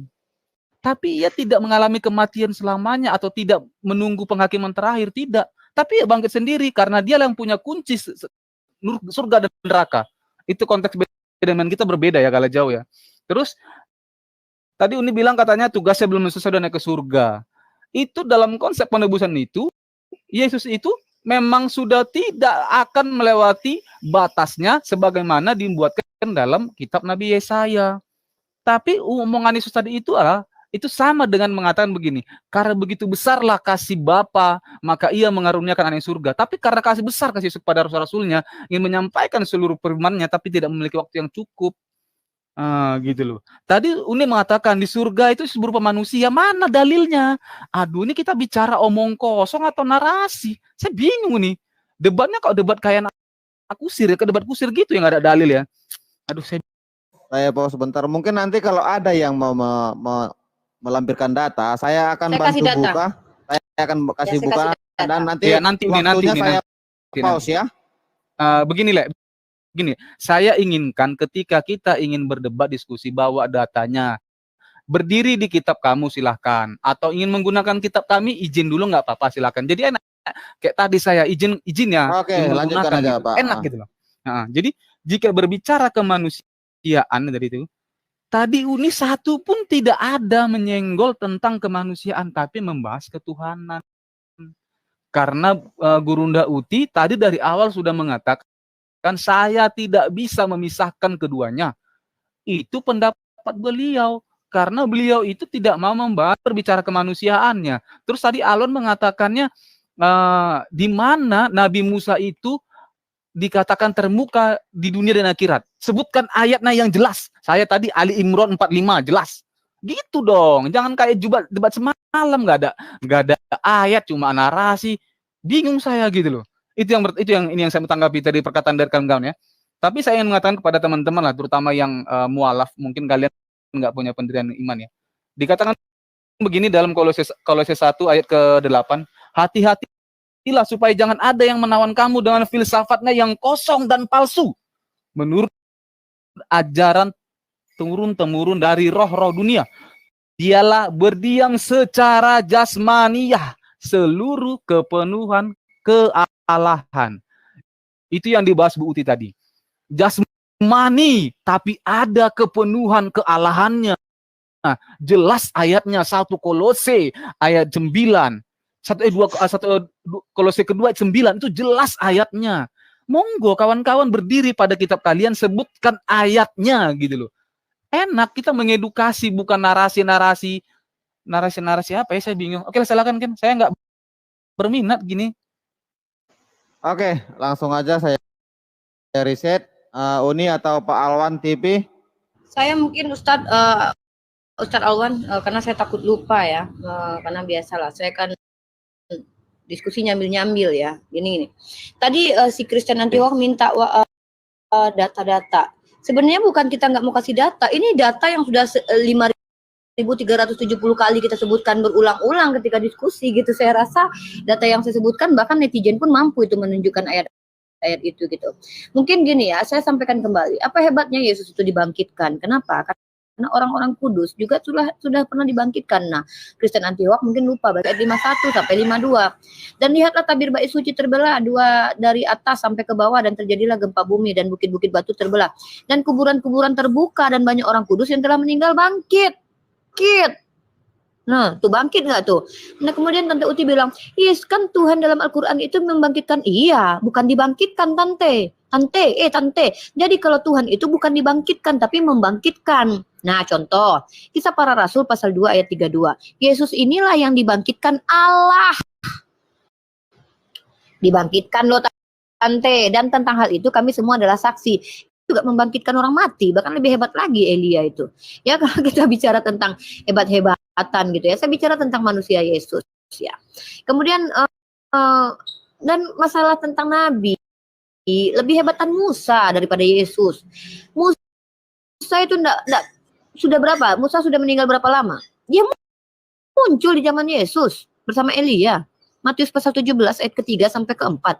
Maka nampak kepada mereka Musa dan Elia sedang berbicara dengan dia, kata Petrus kepada Yesus. Nah, ngobrol ini Musa turun ke dunia pakai apa? Pakai sayap, pakai kendaraan kuda. Oh iya. Sorry ya, saya agak suka seni kalau dalam diskusi ini. Jadi ketika kalian mengatakan Nabi Muhammad meninggal gitu kan. Lah memang iya, kami tidak ada pernah mengatakan Nabi Muhammad itu kekal abadi selamanya. Nah, tapi kami percaya dari berbangkit. Kan saya bilang kalau seandainya Kristen Antioch membantah perkataan dia sendiri, loh kenapa bisa? Kan nanti ketika Yesus turun kan dia manusia atau dia roh, roh gitu kalau turun nanti ketika menghakimi. Tolong jelaskan itu ya. Jadi ketika dibilang ada 3 kesaksian, nah itu roh itu semua 3-3-nya itu. Ya jelaskan juga lah kalau 3-3-nya roh, ya kan? Jadi penjelasannya itu dari kalian kan. Kami bertanya di sini tentang isi kitab suci kalian dan menukilkan atau membacakan kembali kitab kalian gitu. Nah, dalam Islam sendiri, Nabi Muhammad SAW itu 100% manusia. Dia menikah, dia makan, dia menangis, dia tertawa, tersenyum, dia mengajarkan, dan tugasnya selesai. Yesus tidak menikah. Dibilang dia Tuhan, dia nggak tahu pohon ara atau hari kiamat, dia nggak tahu juga, nggak jelas juga. Tapi dia mengaku manusia, tapi dituhankan. Dia nggak mau mengatakan dirinya Tuhan, karena hanya iblis yang mengaku bahwa dia adalah Tuhan. Tapi kalian tuhankan dia. Ini macam mana ini? Dia tidak memperkenalkan dirinya sebagai Allah Bapa, tapi kata kalian dia adalah Allah. Dia mengatakan aku anak manusia. Kalian yang membantah Yesus memperkenalkan dirinya sebagai manusia gitu ya. Jadi kita bahas tentang kemanusiaan Yesus. Tentang keilahian Yesus itu polemik yang mana kalian sesama kalian saja masih berbeda. Makanya ada aliran-aliran ebionit, ada subordinat. Kalian tidak perlu diskusi dengan kami. lah. Dengan sesama Kristen aja pun kalian berbantah-bantah lah dulu ya. Jadi tentang kemanusiaan Yesus ini kami menyatakan bahwa Yesus adalah manusia yang mengaku sebagai anak manusia. Dia lahir dari rahim seorang wanita dengan mukjizat dari Allah Subhanahu wa taala. Nah, kemudian apa hebatnya? Coba kita bilang, oh Yesus itu pernah menghidupkan orang mati. Tidak hebat. Lebih hebat Elia. Oh, dia pernah bangkit loh, Musa juga. Orang Kudus juga. Ada hebat-hebatnya Yesus. Apalagi kalau dia sekelas Tuhan loh. Masa Tuhan, ibarat kata Uni Rifa itu hebat loh, ngapain dia ngupil katanya. Loh, hebatnya apa orang ngupil itu? Jadi kalau Yesus mati dibilang hebat, ya sama aja kayak Uni Rifa tuh hebat loh, ngapain? Dia nyungsep ke dalam sawah katanya. Hebat Uni Rifa itu, kenapa? Dia mampu membenamkan kepalanya ke dalam sawah. Lah, Yesus mati loh. Hebatnya apa coba sebagai Tuhan? Dia merasakan sakit loh 3 hari. Lah hebatnya apa coba sebagai Tuhan? Gimana itu letak hebatnya itu? Hebat macam mana coba? Aku kadang bingung nih, perspektif hebat dan maha kuasa bagi kalian tuh apa coba? Jadi kalau Uni Rifa itu mengupil dikatakan hebat, hal yang lumrah, hal yang biasa, kecil bagi Uni Rifa gitu ya, itu enggak hebat. Tapi kalau Tuhan mati digantung gitu, dianggap hebat gitu. Nah, aku nggak tahu lagi lah ya gimana gitu ya. Hebat luar biasa memang menurut kalian. Meluruskan apa yang diajarkan Yesus kepada muridnya bahwa dia adalah anak manusia. Anak manusia. Kurang berapa? 81 kali kalau tidak salah. Terkait tentang wajihan nanti, Ustadz Alwan. Udah habis ya? Waktunya bukannya sendiri-sendiri ya? Silakan Ustadz Alwan, ya Allah. Ya, masih ada 40 detik. Ya Allah, Ustadz nanti Gak Ustadz apa-apa. semua lah Ustadz. Ya, terlalu Gak asik apa-apa tadi nih, sama nanti. mobil si Uni Rifa. Gak apa-apa nih. Sebenarnya, kalau kita bicara Quran itu sudah sangat jelas ya, sudah sangat jelas bagaimana posisi Nabi SAW. Misalnya gini, ketika dikatakan mukjizat-mukjizat Isa itu, Allah justru mengingatkan, ya Isa, tidakkah kamu teringat nikmat-nikmat yang Allah berikan kepadamu? Kamu bisa melakukan ini, bisa melakukan itu. Jadi itu semua dari Allah Subhanahu wa taala. Pernyataan itu kalau Al-Azab itu dari Al-Azab 69 ya, tentang Musa itu wajihan. Lalu misalnya kayak Rasulullah SAW itu menasihatkan, la tatruni kama atratin nasara. Kamu jangan melakukan menyembah Oke. saya Habis, Bang Alwan. waktunya habis. Oke. Langsung aja Bang Adien, Ya, Andi, itu ya. Bu Uti. Ya, Pas dulu ya. Yesus dibangkitkan, bro. Yesus memang dibangkitkan kata Alkitab, tetapi yang membangkitkannya ketika ditanya, yang membangkitkannya adalah rohnya sendiri yang diam di dalam dirinya. Nah, ini nggak bisa kamu pungkiri ya, maaf ya. Itu yang kamu tidak tahu ya. Karena yang membangkitkannya itu adalah segenap kepenuhan kealahan yang membangkitkan semua manusia juga bangkit karena ada rohnya. Ada roh, kalau nggak ada roh ya nggak bangkit. Itu maksudnya, bro. Ya, itu ya yang kamu tidak tahu ya. Lalu saya bertanya kepada kamu, kalau Tuhan kamu itu membangkitkan, maka Elia juga dibangkitkan. Nah, pertanyaan saya, Elia juga membangkitkan orang mati. Elia kuasanya dari mana, ya? Dan kuasa Elia itu dari Yesus, dari Tuhan kami, ya. Dia memiliki kuasa karena diberikan. Tetapi Yesus itu di dalam kitab kamu ya dikatakan bahwa Allah yang punya gaib-gaib itu, yang gaib-gaib itu punya Allah, gitu kan? Nah, di tempat kami yang punya mujizat, yang punya gaib-gaib itu cuma Tuhan kami, Yesus Kristus. Itu yang harus kamu ketahui. Ini ya, di dalam kitab kamu dikatakan hanya Allah lah, hanya dia sendirilah yang empunya yang gaib-gaib. Di dalam Al-Hajj 7 itu kau baca sendiri ini ya, di dalam Yunus 20 ya, yang gaib-gaib, yang mujizat ya. Dan mereka berkata, mengapa tidak diturunkan kepadanya suatu keterangan dari Tuhannya? Maka katakanlah sesungguhnya yang gaib-gaib itu kepunyaan Allahmu.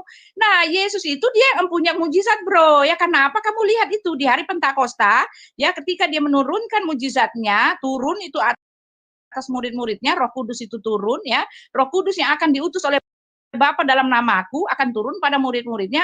Pada saat itu mereka bisa melakukan ya, mereka bisa berbahasa bahasa roh dan segala macam ya. Ya, jadi mujizat Yesus itu dia itu ya ada berasal dari diri. Aku dan Bapa adalah satu, bro ya. Jadi kamu salah ya. Allah tidak pernah membangkitkan orang mati. Karena apa? Karena Nabi Muhammad sendiri mengatakan aku tidak punya apa itu mujizat. Mujizat itu adalah dari Tuhanku, aku pun sedang menunggu-nunggu gitu ya. Jadi ini adalah bukti ya, mana yang cuma mengklaim, mana yang betul-betul benar. Karena Yesus mengatakan dan aku akan membangkitkan mereka pada akhir zaman, itu jelas. Karena apa? Karena dia itu sendiri bangkit. Kamu mengatakan apa hebatnya dengan Abraham, dengan Elia. Lah, mereka itu kan sekarang sedang menunggu hari penghakiman. Mereka berada di sisi Bapa. Tetapi ya Yesus itulah yang akan menghakimi. Itu hebatnya. Lalu kamu mengatakan apa hebatnya Yesus mati di kayu salib? Nah, itu kan yang menebus dosa, menghapus dosa, menyerap dosa, menetapkan dosa, menghukum dosa, urusan-urusan dosa itu cuma Tuhan, bro. Nah, di situ hebatnya. Yesus menebus dosa manusia, Tuhan yang berkuasa melakukan itu, ya. Nah, Nabi Muhammad dia bahkan mengatakan bahwa kalian itu yang menebus dosa kalian itu adalah manusia, katanya itu di hadis kan.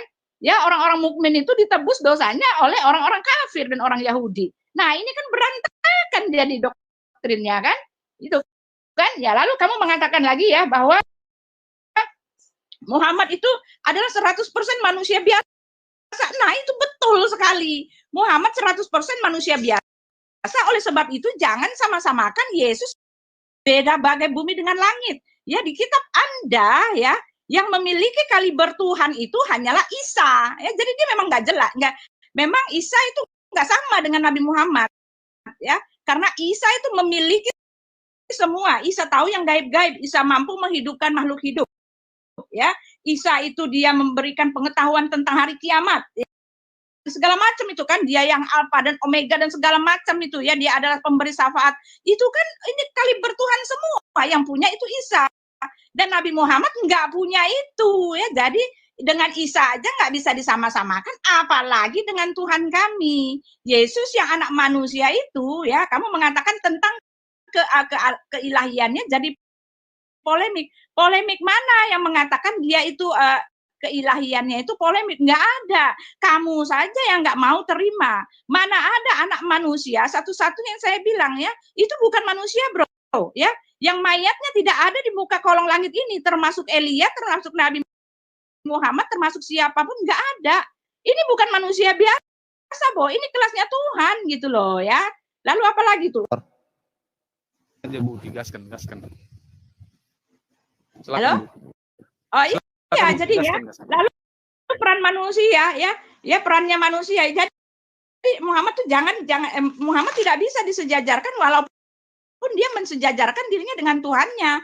Ya kan Muhammad mengatakan dia dipuji-puji, malaikat memuji-muji, dan tidak beriman kalau tidak percaya Muhammad adalah Rasul masuk neraka. Muhammad memang manusia biasa tetapi mensejajarkan dirinya dengan Tuhannya.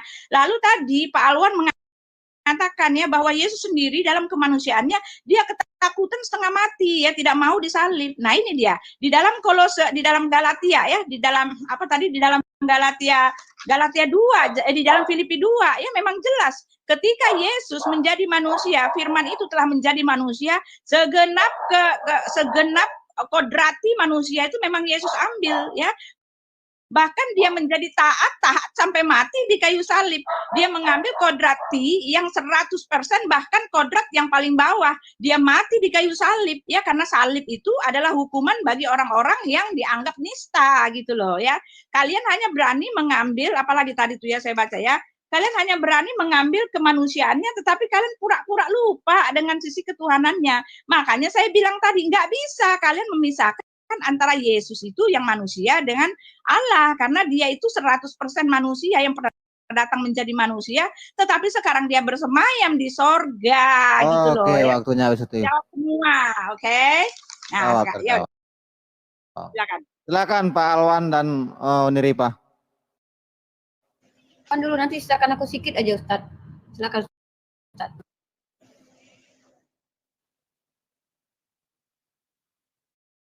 Oke, sebentar saya nyalakan kamera dulu ya biar ini.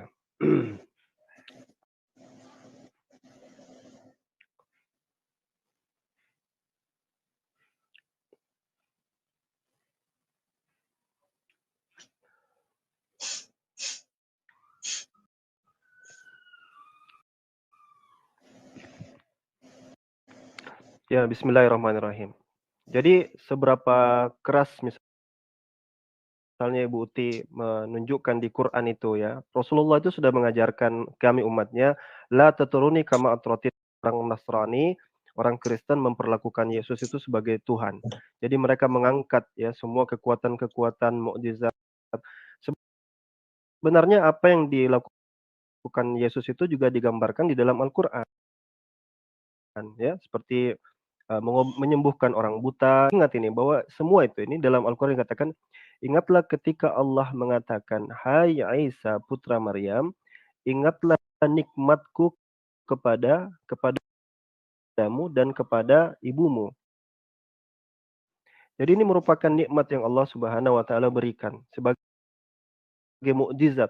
Agar apa? Ketika Yesus itu berdakwah menyampaikan misi, itu sampai pesannya dan mereka dia yakin bahwa dia itu adalah utusan Allah Subhanahu wa taala. Dan sebenarnya Ibu Huti sebenarnya ingin melawan ya pengajaran para rasul ya. Kalau kita buka di Kisah Para Rasul nomor 22, kita baca baik bagus ya. Hai orang-orang Israel, dengarlah perkataan ini, yang aku maksudkan ialah Yesus dari Nazaret.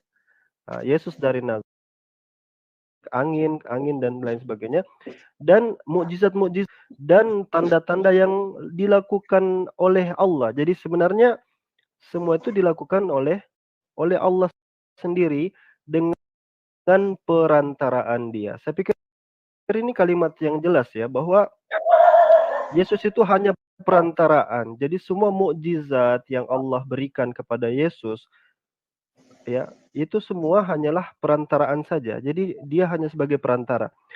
Sehingga ketika kalian melihat Yesus ya, dia melakukan sesuatu yang mukjizat, jangan kaget gitu. Itu hanyalah wahyu apa itu Ibu Uti mungkin di mute dulu Ibu Uti. Ibu Uti, diam dulu. Jelas ini makna perantaraan ini. Hanya perantaraan dia saja. Ya, jadi dia tidak bisa melakukan mukjizat itu dengan sendiri. Harus diberikan oleh Tuhan yang Maha Kuasa. Jadi nabi-nabi yang lain tadi sudah dijelaskan dengan dengan bagus ya. Misalnya kalau kekuatan yang tidak bisa dinalar oleh akal, tapi itu tidak menjadikan mereka itu lantas sebagai Tuhan. Tapi yang jelas lagi tidak ada pernyataan Yesus sedikit pun bahwa dia itu adalah Tuhan. Semua itu bermakna ambigu, bermakna cabang. Barang siapa melihat aku, dia melihat Bapa. Itu semua ambigu. Tapi narasi dia manusia itu sangat begitu jelasnya. Lihat ketika dia merasa sedih, ya, gentar, dia katakan apa? Hatiku menangis, ya, dan lain sebagainya. Ya, nanti yang itu biar Uni yang jelaskan. Silakan Uni. Oke. Saya buka cam dulu Ken, mau ngeliatin ini dulu data, bukan lihat muka aku ini Ken, tenang aja. Ya, kita lihat data, kata si Kristen Antio, mana data? Kan jangan dijalankan dulu ya, jamnya, ini. Ken. Ya. Ya, ini datanya ya. Aduh, kok bentar. Jadi umat Islam tuh anti asumsi, Andi. Siapa Andi namanya ya? Nah, ini ya, ini aku mau bacakan ini dulu. Apa hebatnya Yesus, ku bilang. Tengok. Aku tahu bahwa engkau selalu mendengarkan aku, tetapi oleh karena orang banyak yang berdiri di sini mengelilingi aku mengatakan supaya mereka percaya bahwa engkaulah yang telah mengutus aku. Dan sesudah berkata demikian berserulah ia dengan suara keras, Lazarus, marilah keluar. Artinya di sini Anda sama seperti Elia yang berdoa juga kepada Bapa. Hebatnya apa coba? Menghidupkan juga dengan dengan meminta. Nah, lebih hebat Elia. Ya, kenapa saya bilang lebih hebat Elia? Pada suatu kali orang sedang menguburkan mayat ketika mereka melihat gerombolan mayat bisa hidup.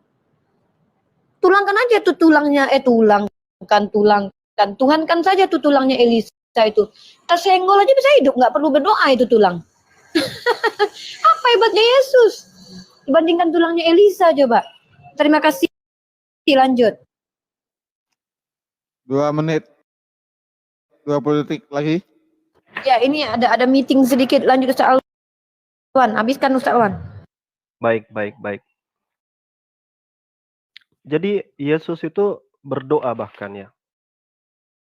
Itu kan tidak mungkin seorang Tuhan itu harus berdoa gitu. Jadi ajaran Petrusnya adalah bahwa semua kekuatan, mukjizat apapun yang nanti akan Ibu Uti sampaikan, itu hanyalah mukjizat tanda-tanda dari Allah Subhanahu wa taala lewat perantaraan daripada Yesus. Itu pengajaran Rasul Petrus yang masih tertuang gitu, dan itu sebenarnya yang lebih make sense, lebih masuk akal. Ambil pengibaratan yang tadi, kalau dia itu Tuhan ya, kenapa tidak dia ciptakan aja buahnya langsung kan? Berpikir keras ketika kita mendapati Yesus itu berdoa dengan sangat sungguh-sungguh. Ya, saking sungguh-sungguhnya Ibu Putih dalam Lukas itu diceritakan, Lukas 6 nomor 12, dia berdoa semalam suntuk. Semalam-malam dia berdoa, minta penyelamatan, keselamatan. Ya, di dalam Injil Yohanes itu dia berdoa lagi ya. Kita bayangkan bagaimana sosok yang lemah ini, dan Yesus itu ketika dia berdoa itu tanda dia lemah sebenarnya. Ya, orang kan ketika sudah tidak mampu, apa yang dia lakukan? Dia berdoa minta kepada yang lebih di atasnya. Makanya Yesus pernyataannya itu sangat jelas sekali ketika misalkan dia katakan Bapa itu satu-satunya Tuhan gitu. Satu-satunya loh. Itu berarti nggak ada yang lain. Yang mengetahui kiamat itu hanya Bapak saja, anak juga tidak, ya. Tapi kalau kita merujuk sebenarnya masalah itu sebenarnya ada pada kitab suci ini ditulis jauh sepeninggal Yesus, makanya di situ bercampur juga tulisan yang tidak jelas. Lalu sejarah misalnya, kalau kita buka Lucian, Theophilus Josephus, Yesus itu sebenarnya ada proses pengangkatan dia dijadikan Tuhan. Oke, Pak Alwan, waktunya habis. Silakan Bu Uti, Pak Andi.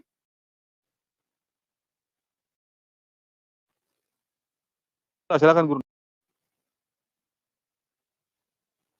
Mungkin Bu Uti. Jelas ya, Rifa dengan Alwan seolah-olah jadi Rifa dengan Alwan seolah-olah dari tadi kita bicara dia nggak dengar ya Pak. Ya. Nggak dengar ya, karena mereka tetap berbicara, tetap bercokol, tetap bertahan di dalam kemanusiaannya. Bahkan Rifa dengan membela tadi banyak sekali mengenai kalian harus jawab gitu loh. Ya kalau enggak ya memang begitulah. Ya mungkin sinyalnya Bu Rifa. Kalian tidak jawab gitu loh. Ya sedangkan dia. Bu Uti sinyalnya mungkin gimana? Coba ulang. Monitor. Tadi. Oh gitu ya. Bentar. Ada telepon masuk sebentar. Ada telepon masuk sebentar ya. Nah, udah coba sekarang saya masih ini. Oh ya, Pak Andi Hoak aja deh, Pak Andi Hoak dulu deh. Oke, Pak Andi langsung aja. Ya, sekarang saya bisa.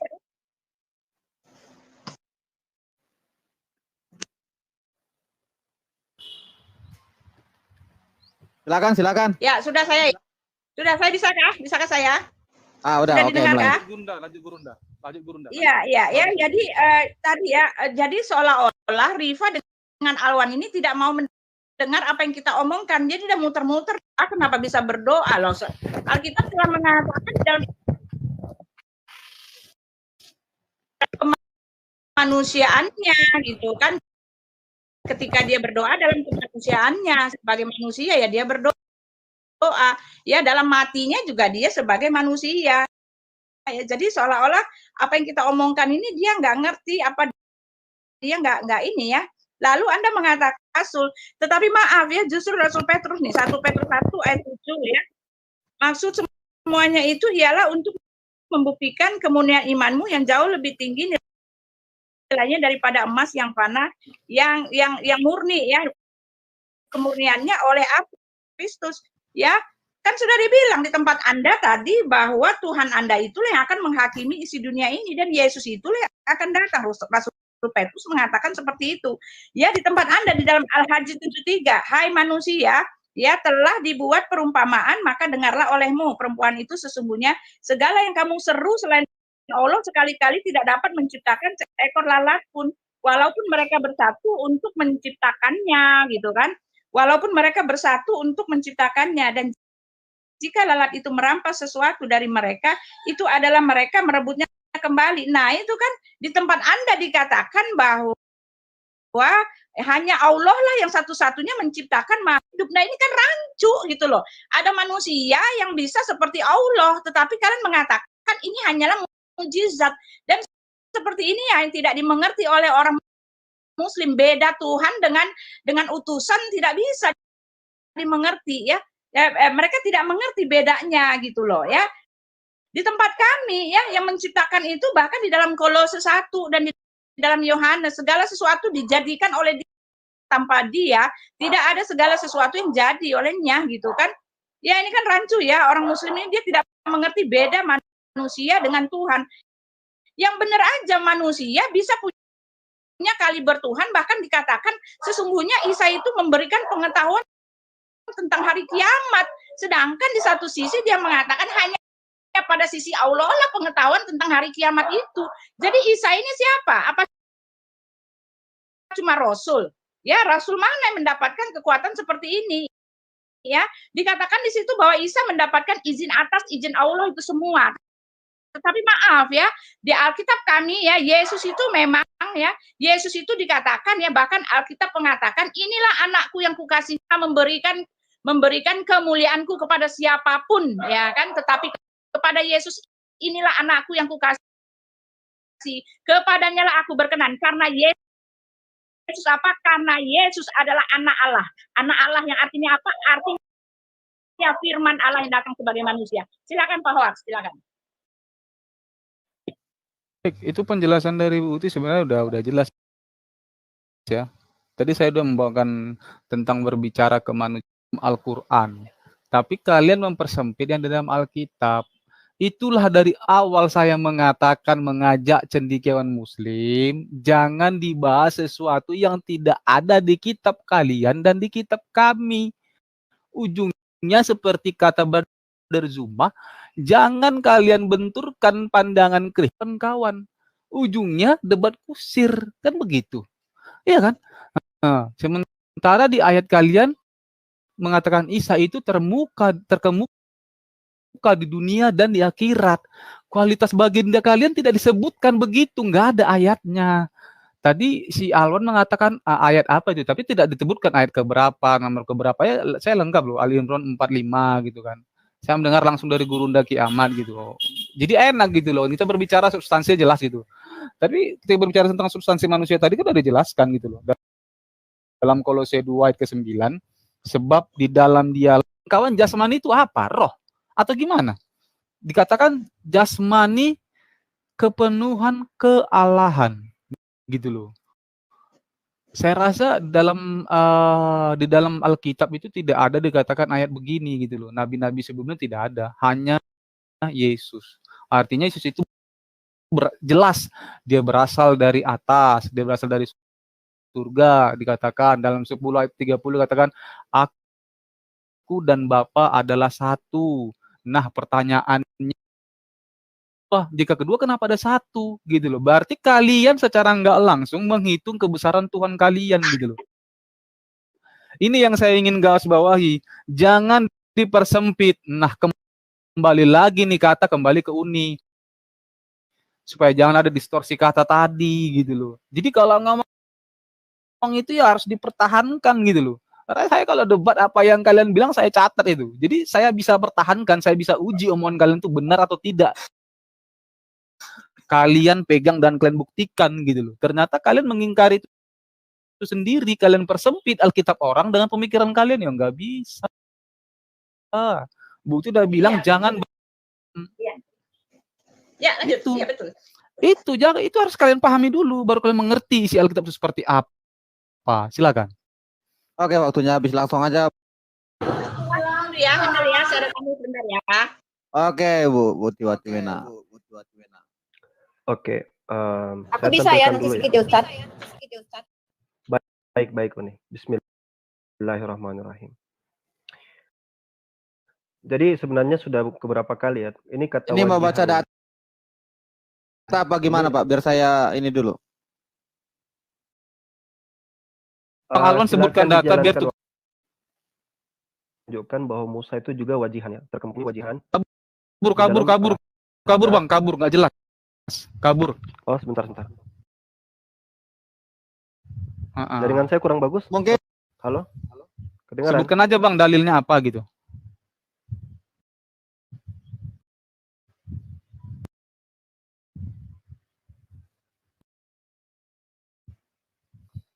Wah, Itu hostnya bisa kok buka data. Biar host yang buka Bang. Silakan.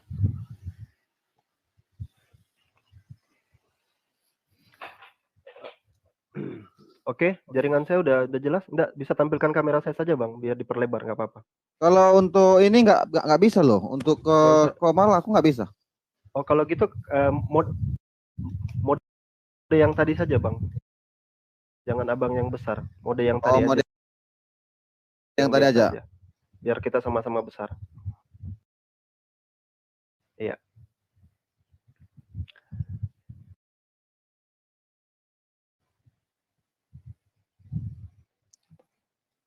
Ya, terus waktunya dilihatkan, saya insya Allah coba. Belum dimulai. Iya. Oke. Ya. Nah, ya Bismillahirrahmanirrahim. Pertama, entah keberapa kali ya kami tunjukkan data, sebutkan Al-Ahzab ayat 69 ya. Ini harus saya bikin kamera kayak gini, ini wajihan. Ini sekarang kalau bicara tentang Quran, saya pikir akan berhenti ya, maksudnya sudah tidak relevan lagi. Kenapa? Karena Nabi Isa itu ketika ditanya, apakah dia menjadikan Bang Alwan melebar ya. Yang ini kita bahasnya baginda abang dengan Yesus. Saya bawa Ali Imran 45 Yesus, Isa. Itu baginda abang bukan, itu Musa, beda. Jangan melebar Bang, fokus. Saya suka. Siapa ini, host ya? Enggak saya Bang. Perbandingannya kan begini Bang. Tadi kan Unirifa mengangkat antara baginda abang dengan Isa. Intervensi diskusi lah bro. Bukan intervensi Uni, cuma kan fokusnya gimana gitu loh. Kalau emang fokusnya gitu nggak apa-apa, silakan. Mungkin si Andi hanya Tante Uti dari tadi nggak ada fokus tuh. Mungkin si Andi hanya minta kembali ke jalur mungkin ya tentang Nabi Muhammad. Iya. Dia kan bawa Isa itu terwajihan fi dunya wal akhirah. Oke, silakan Pak Alwan. Oke, silakan. Iya kan, ya oke. Nah, sekarang jalankan waktunya aja biar adil. Nah, sekarang kalau kita bicara tentang Nabi Isa di dalam Al-Quran, itu Nabi Isa ditanya, ya Isa, apakah kamu menjadikan dirimu itu sebagai Tuhan? Ini jawaban Isa ini. Bentar. Patut bagiku mengatakan apa yang bukan hakku. Jadi itu sudah sangat jelas dibantah oleh Nabi Isa sendiri. Jadi nggak ada masalah dengan Quran itu. Nggak akan kita temukan seperti itu. Pengajaran ya Bang, tadi suratnya yang mana itu Bang, yang barusan tadi? Sebutkan Bang surahnya. Al-Ahzab ayat 69. Aduh, sudah dari tadi. Tolong di. Iya, itu Musa, kan. Udah di-post. Saya pikir begitu lawan berbicara saya akan. Maksudnya kan, Bang, tadi kan itu yang Musa, Al-Ahzab 69. Yang Isa tadi Bang bilang dalam juga tahun berhenti, enggak jalan. Andi diam dulu dan dengarkan. Lanjut Bang. Iya, baik. Ya, jadi kalau kita bicara pengajaran Petrus, saya nggak mau apakah teman-teman Kristen mau ngikuti pengajaran ajaran Rasul Petrus atau mengikuti ajaran Ibu Uti ya. Di sini dikatakan dengan jelas bahwa semua mukjizat yang dilakukan Yesus ya, mukjizat, kekuatan dan mukjizat dan tanda-tanda itu dilakukan oleh siapa di sini? Dilakukan oleh Allah atau Allah mereka sebutnya. Ini ayat yang sangat jelas tangkap ya. Dikatakan hatiku sangat sedih. Ini lihat yang yang warna merah. Hatiku sangat sedih. Yesus itu sangat sedih. Bahkan dia katakan di sini seperti mau mati rasanya. Tinggallah di sini. Bahkan dia minta teman-temannya untuk tinggal sama dia ya. Jagalah dengan aku untuk menemani dia. Dan bahkan dia berdoa dan sujud ini. Tersungkur bersujud dan berdoa. Katanya, ya Bapakku, tetapi janganlah seperti yang ku kehendaki, melainkan seperti yang engkau kehendaki. Artinya di sini kepasrahan daripada Yesus itu sendiri. Terus dia 1 jam dengan aku. Jadi dia betul-betul menuntut saudara-saudaranya itu untuk berjaga ya. Kenapa? Apa namanya? Roh memang penurut tetapi daging lemah. Yesus sendiri yang mengakui bahwa dirinya itu sangat lemah. Jadi ini sangat clear, sangat jelas. Makanya konsep ketuhanan Yesus itu dianggap setara dengan Bapa, itu nanti muncul di abad keempat, 400 tahun kemudian sekematian Yesus. Ini kredo ya, ini kredo isi konsili daripada Nisea. Ini Yesus kemudian diangkat setara dengan Bapa, ya. Allah dari Allah, ya kan? Terang dari terang. Allah benar dari Allah benar. Ini adalah kredo yang dimunculkan setara dengan Bapa. Dan ini sebelumnya tidak ada. Begitu banyak penentang-penentang yang seperti Arius yang menentang ketuhanan Yesus itu dari kalangan gereja. Jadi saya pikir itu sangat clear. Silakan Uni Rifa. 3 menit lagi, Uni. Oke, saya mau bilang aja, itu si Kristen Tionghoa kalau ngomong jangan nggak konsisten dong. Itu Yesus itu kepenuhan Allah atau kekosongan Allah? Karena lihat di Filipi pasal 2 ayat 7 tuh. Dia itu mengosongkan diri, yang dikosongkan apa? Terus apa yang dipenuhi? Jawab. Terima kasih. Halo? Oke, masih ada 2 menit 20 detik. Baik. Jadi kalau kita bicara tentang konsili ya, konsili yang terjadi ini, kalau kita lihat ini ya. Ya, terang dari terang. Allah benar dari Allah benar. Asas daripada keyakinan orang Kristen sekarang itu karena konsili ini dan kredo ini. Ini pun belum memutuskan posisi 2 natur Tuhan. Di masa ini belum diputuskan 2 natur Tuhan. Teman-teman yang saya yang menyimak ya, saya ingin tunjukkan bahwasanya ketika Yesus itu dia posisinya betul-betul menunjukkan dia manusia ya. Bahkan dalam Ibrani Bapa itu dikatakan tidak bisa dicobai iblis. Ya, tetapi Yesus di dalam Injil Matius 4 sampai dari 1 sampai 11 itu dia dicobai di padang gurun, dicobai oleh iblis. Yesus dibawa oleh roh ke padang gurun, dicobai oleh iblis. Mereka yang berdosa lah yang dicobai iblis. Karena seorang Tuhan itu nggak mungkin dicobai iblis. Ya. Kemudian Yesus melakukan ritual-ritual yang memang khusus dilakukan sebagaimana rabai, sebagaimana orang Yahudi ya. Yesus berpuasa, Yesus disunat, itu kan apa namanya hanya mereka yang tunduk kepada Tuhan lah yang mengikuti syariat daripada Tuhan. Oleh karena itu makanya konsep ketuhanan Yesus ini itu adalah sesuatu yang dari dulu berbagai pemahaman yang mungkin lebih dari 10 konstitusi dancuan itu, kebingungan itu dari mana asal muasalnya. Ya, cabang itu dijadikan juga dalil untuk menegaskan bahwa Yesus itu Tuhan.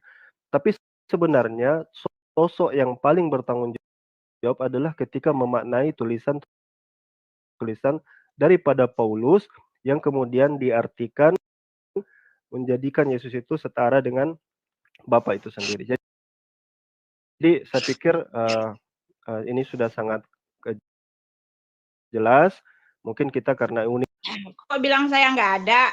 Ini saya Oke, ada. nih Bu, mungkin sinyal kali ya. Bu ini Ibu Bu Uti, Rifa, Ini Uni Rifa aja ya. menunggu Uni Rifa masuk. Mungkin langsung aja kepada Pak Andi Kristen Antihoa, karena tadi mereka juga sudah memberikan data. Mungkin Pak Andi langsung menanggapi data yang udah disajikan Bang Alwan dengan Rifa. Silakan Bang Aldi. Bang Andi. Oke. Nah, gitu kan enak gitu loh. Saya ingin membuktikan jika kan gitu. Tapi terima kasih pada Brad Alwan dan Rifa telah memberikan data gitu loh.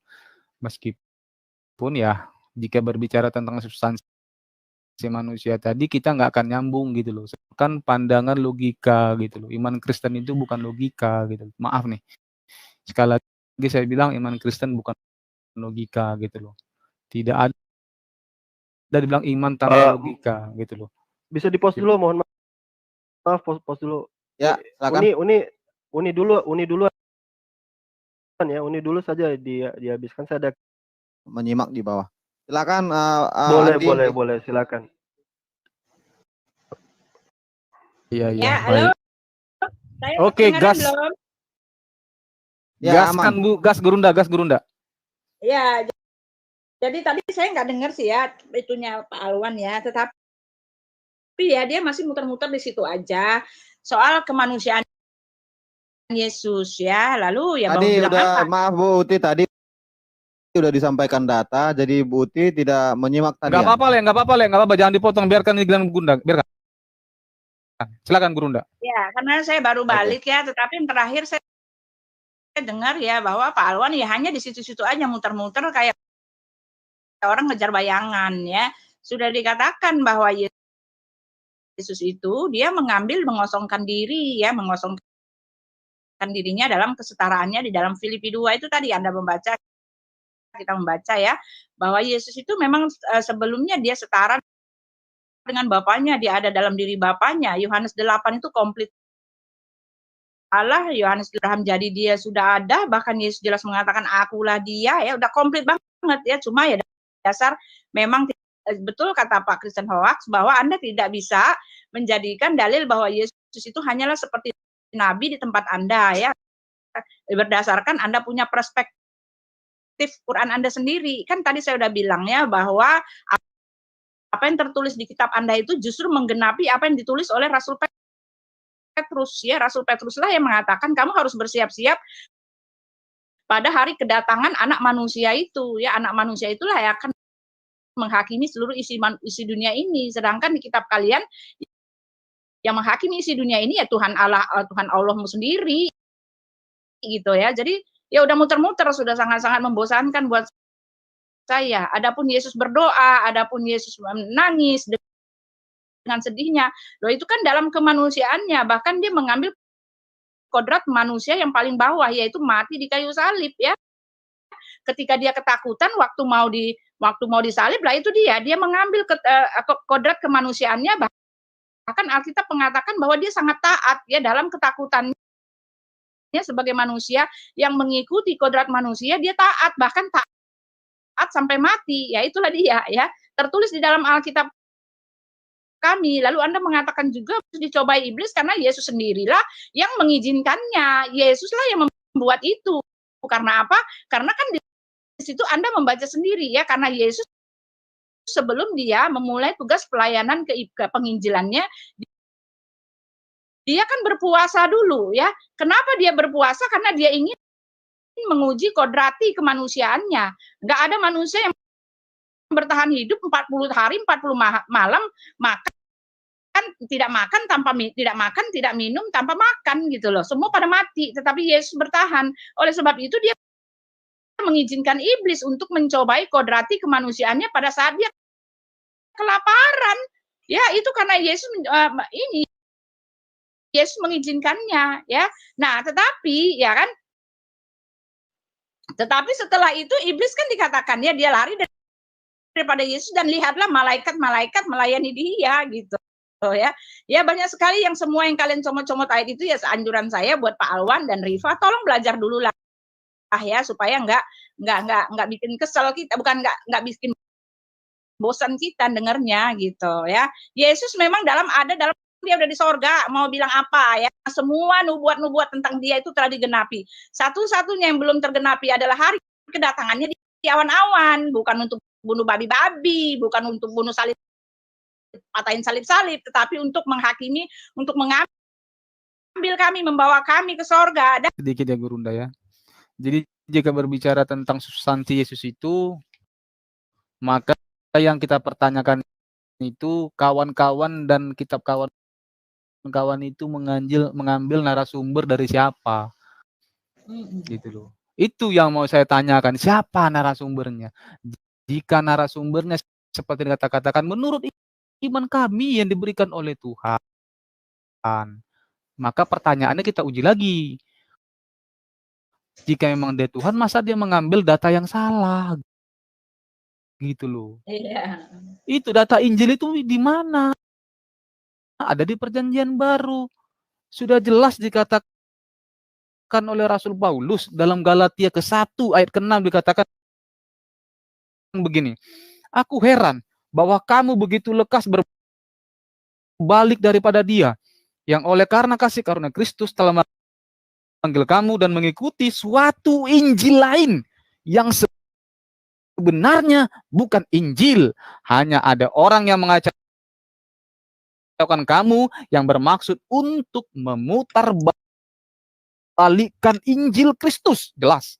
Tetapi sekalipun kami atau seorang malaikat dari surga yang memberitakan kepada kamu bahwa suatu Injil yang berbeda dengan Injil yang telah kami beritakan kepadamu, terkutuklah dia. Nah, saya ingin tahu siapa orang terkutuk ini gitu loh. Siapa narasumbernya orang terkutuk ini gitu loh. Itu udah jelas itu. Rasul Yesus mengatakan begitu loh. Itu terkutuklah dia. Seperti yang telah kami katakan dahulu, sekarang kukatakan sekali lagi. Jikalau ada orang yang memberitakan kepadamu suatu Injil yang berbeda dengan apa yang telah kamu terima, terkutuklah dia, kata Rasul Petrus sekali lagi. Terkutuk katanya. Jadi bagaimana sekarang? Adakah ku cari kesukaan manusia atau kesukaan Allah Elohim tadi? Mungkin Pak Andi mau memberikan ayat itu biar kita buka. Dalam Galatia ke-1, dalam Galatia 1 ayat ke-6. Itulah Injil ya, yang sebenarnya. Soalnya nanti biar jangan dibilang asumsi. Iya. Di dalam Galatia 1 ayat ke-15 dikatakan begini, tetapi waktu ia telah memilih aku, dalam ayat ke-16, berkenan menyatakan anak dalam aku supaya aku memberitakan dia dalam antara bangsa-bangsa bukan Yahudi, maka saat aku pun tidak minta pertimbangan kepada manusia, juga aku tidak pergi ke Yerusalem mendapatkan mereka yang telah menjadi rasul sebelum aku, tetapi aku berangkat ke tanah Arab dan dari situ kembali lagi ke Damsyik. Bahwa menyatakan Rasul Paulus mengatakan dia telah ke Arab memberitakan Injil, tetapi sampai di sana muncullah ayat ke-17. Itu jelas. Pas. Injil itu, Injil yang makanya saya tanya, Injil yang mana kalian bicarakan? Siapa narasumbernya? Kata Rasul Paulus, terkutuk dia. Nah, itu dia. Silakan. Injil yang mana yang kalian dapatkan? Siapa narasumbernya? Oke, Sebutkan bentar, biar namanya. saya bacakan. Sudah. Galatia 1 Sudah. ayat 6. Aku heran bahwa kamu begitu lekas berbalik daripada Dia yang oleh kasih karunia Kristus telah memanggil kamu. Dan bukan Injil, hanya ada orang yang mengacaukan kamu dan kamu Dia. Ayat 9, seperti yang telah kami katakan dahulu, sekarang kukatakan sekali lagi, jikalau ada orang yang memberitakan kepadamu satu Injil yang berbeda dengan apa yang terang, adakah ku cari kesukaan manusia atas kesukaan Allah? Langsung kayak 17 ya, Adakah Le? aku coba berkenan kepada manusia sekiranya aku masih mau mencoba berkenan? Le. Kayak 17 ya langsung, Le. Dikatakan tuh jelas tuh. Sebentar, Itu yang mendukung. sabar. Nah. Ayat 17 ya langsung, Le. Kata saya tadi juga, tapi yang ke-17. Tadi 6 kan Di 17. sini dia nggak nampak ya 17-nya, Pak. Iya, pelan-pelan, Le. Nggak, biar Kita jangan kasih kita kasih paham dulu teman-teman ini. Injil yang mana, narasumbernya siapa? Kak, saya hanya ingin membuktikan supaya jangan ini. Ya, itu harus gitu dong. Itu baru host the best namanya. Ayat 17-nya, kalian mendapatkan mereka yang telah menjadi rasul sebelum aku. Tetapi aku berangkat ke tanah Arab dan dari situ kembali lagi ke Damsyik. Oke, datanya paling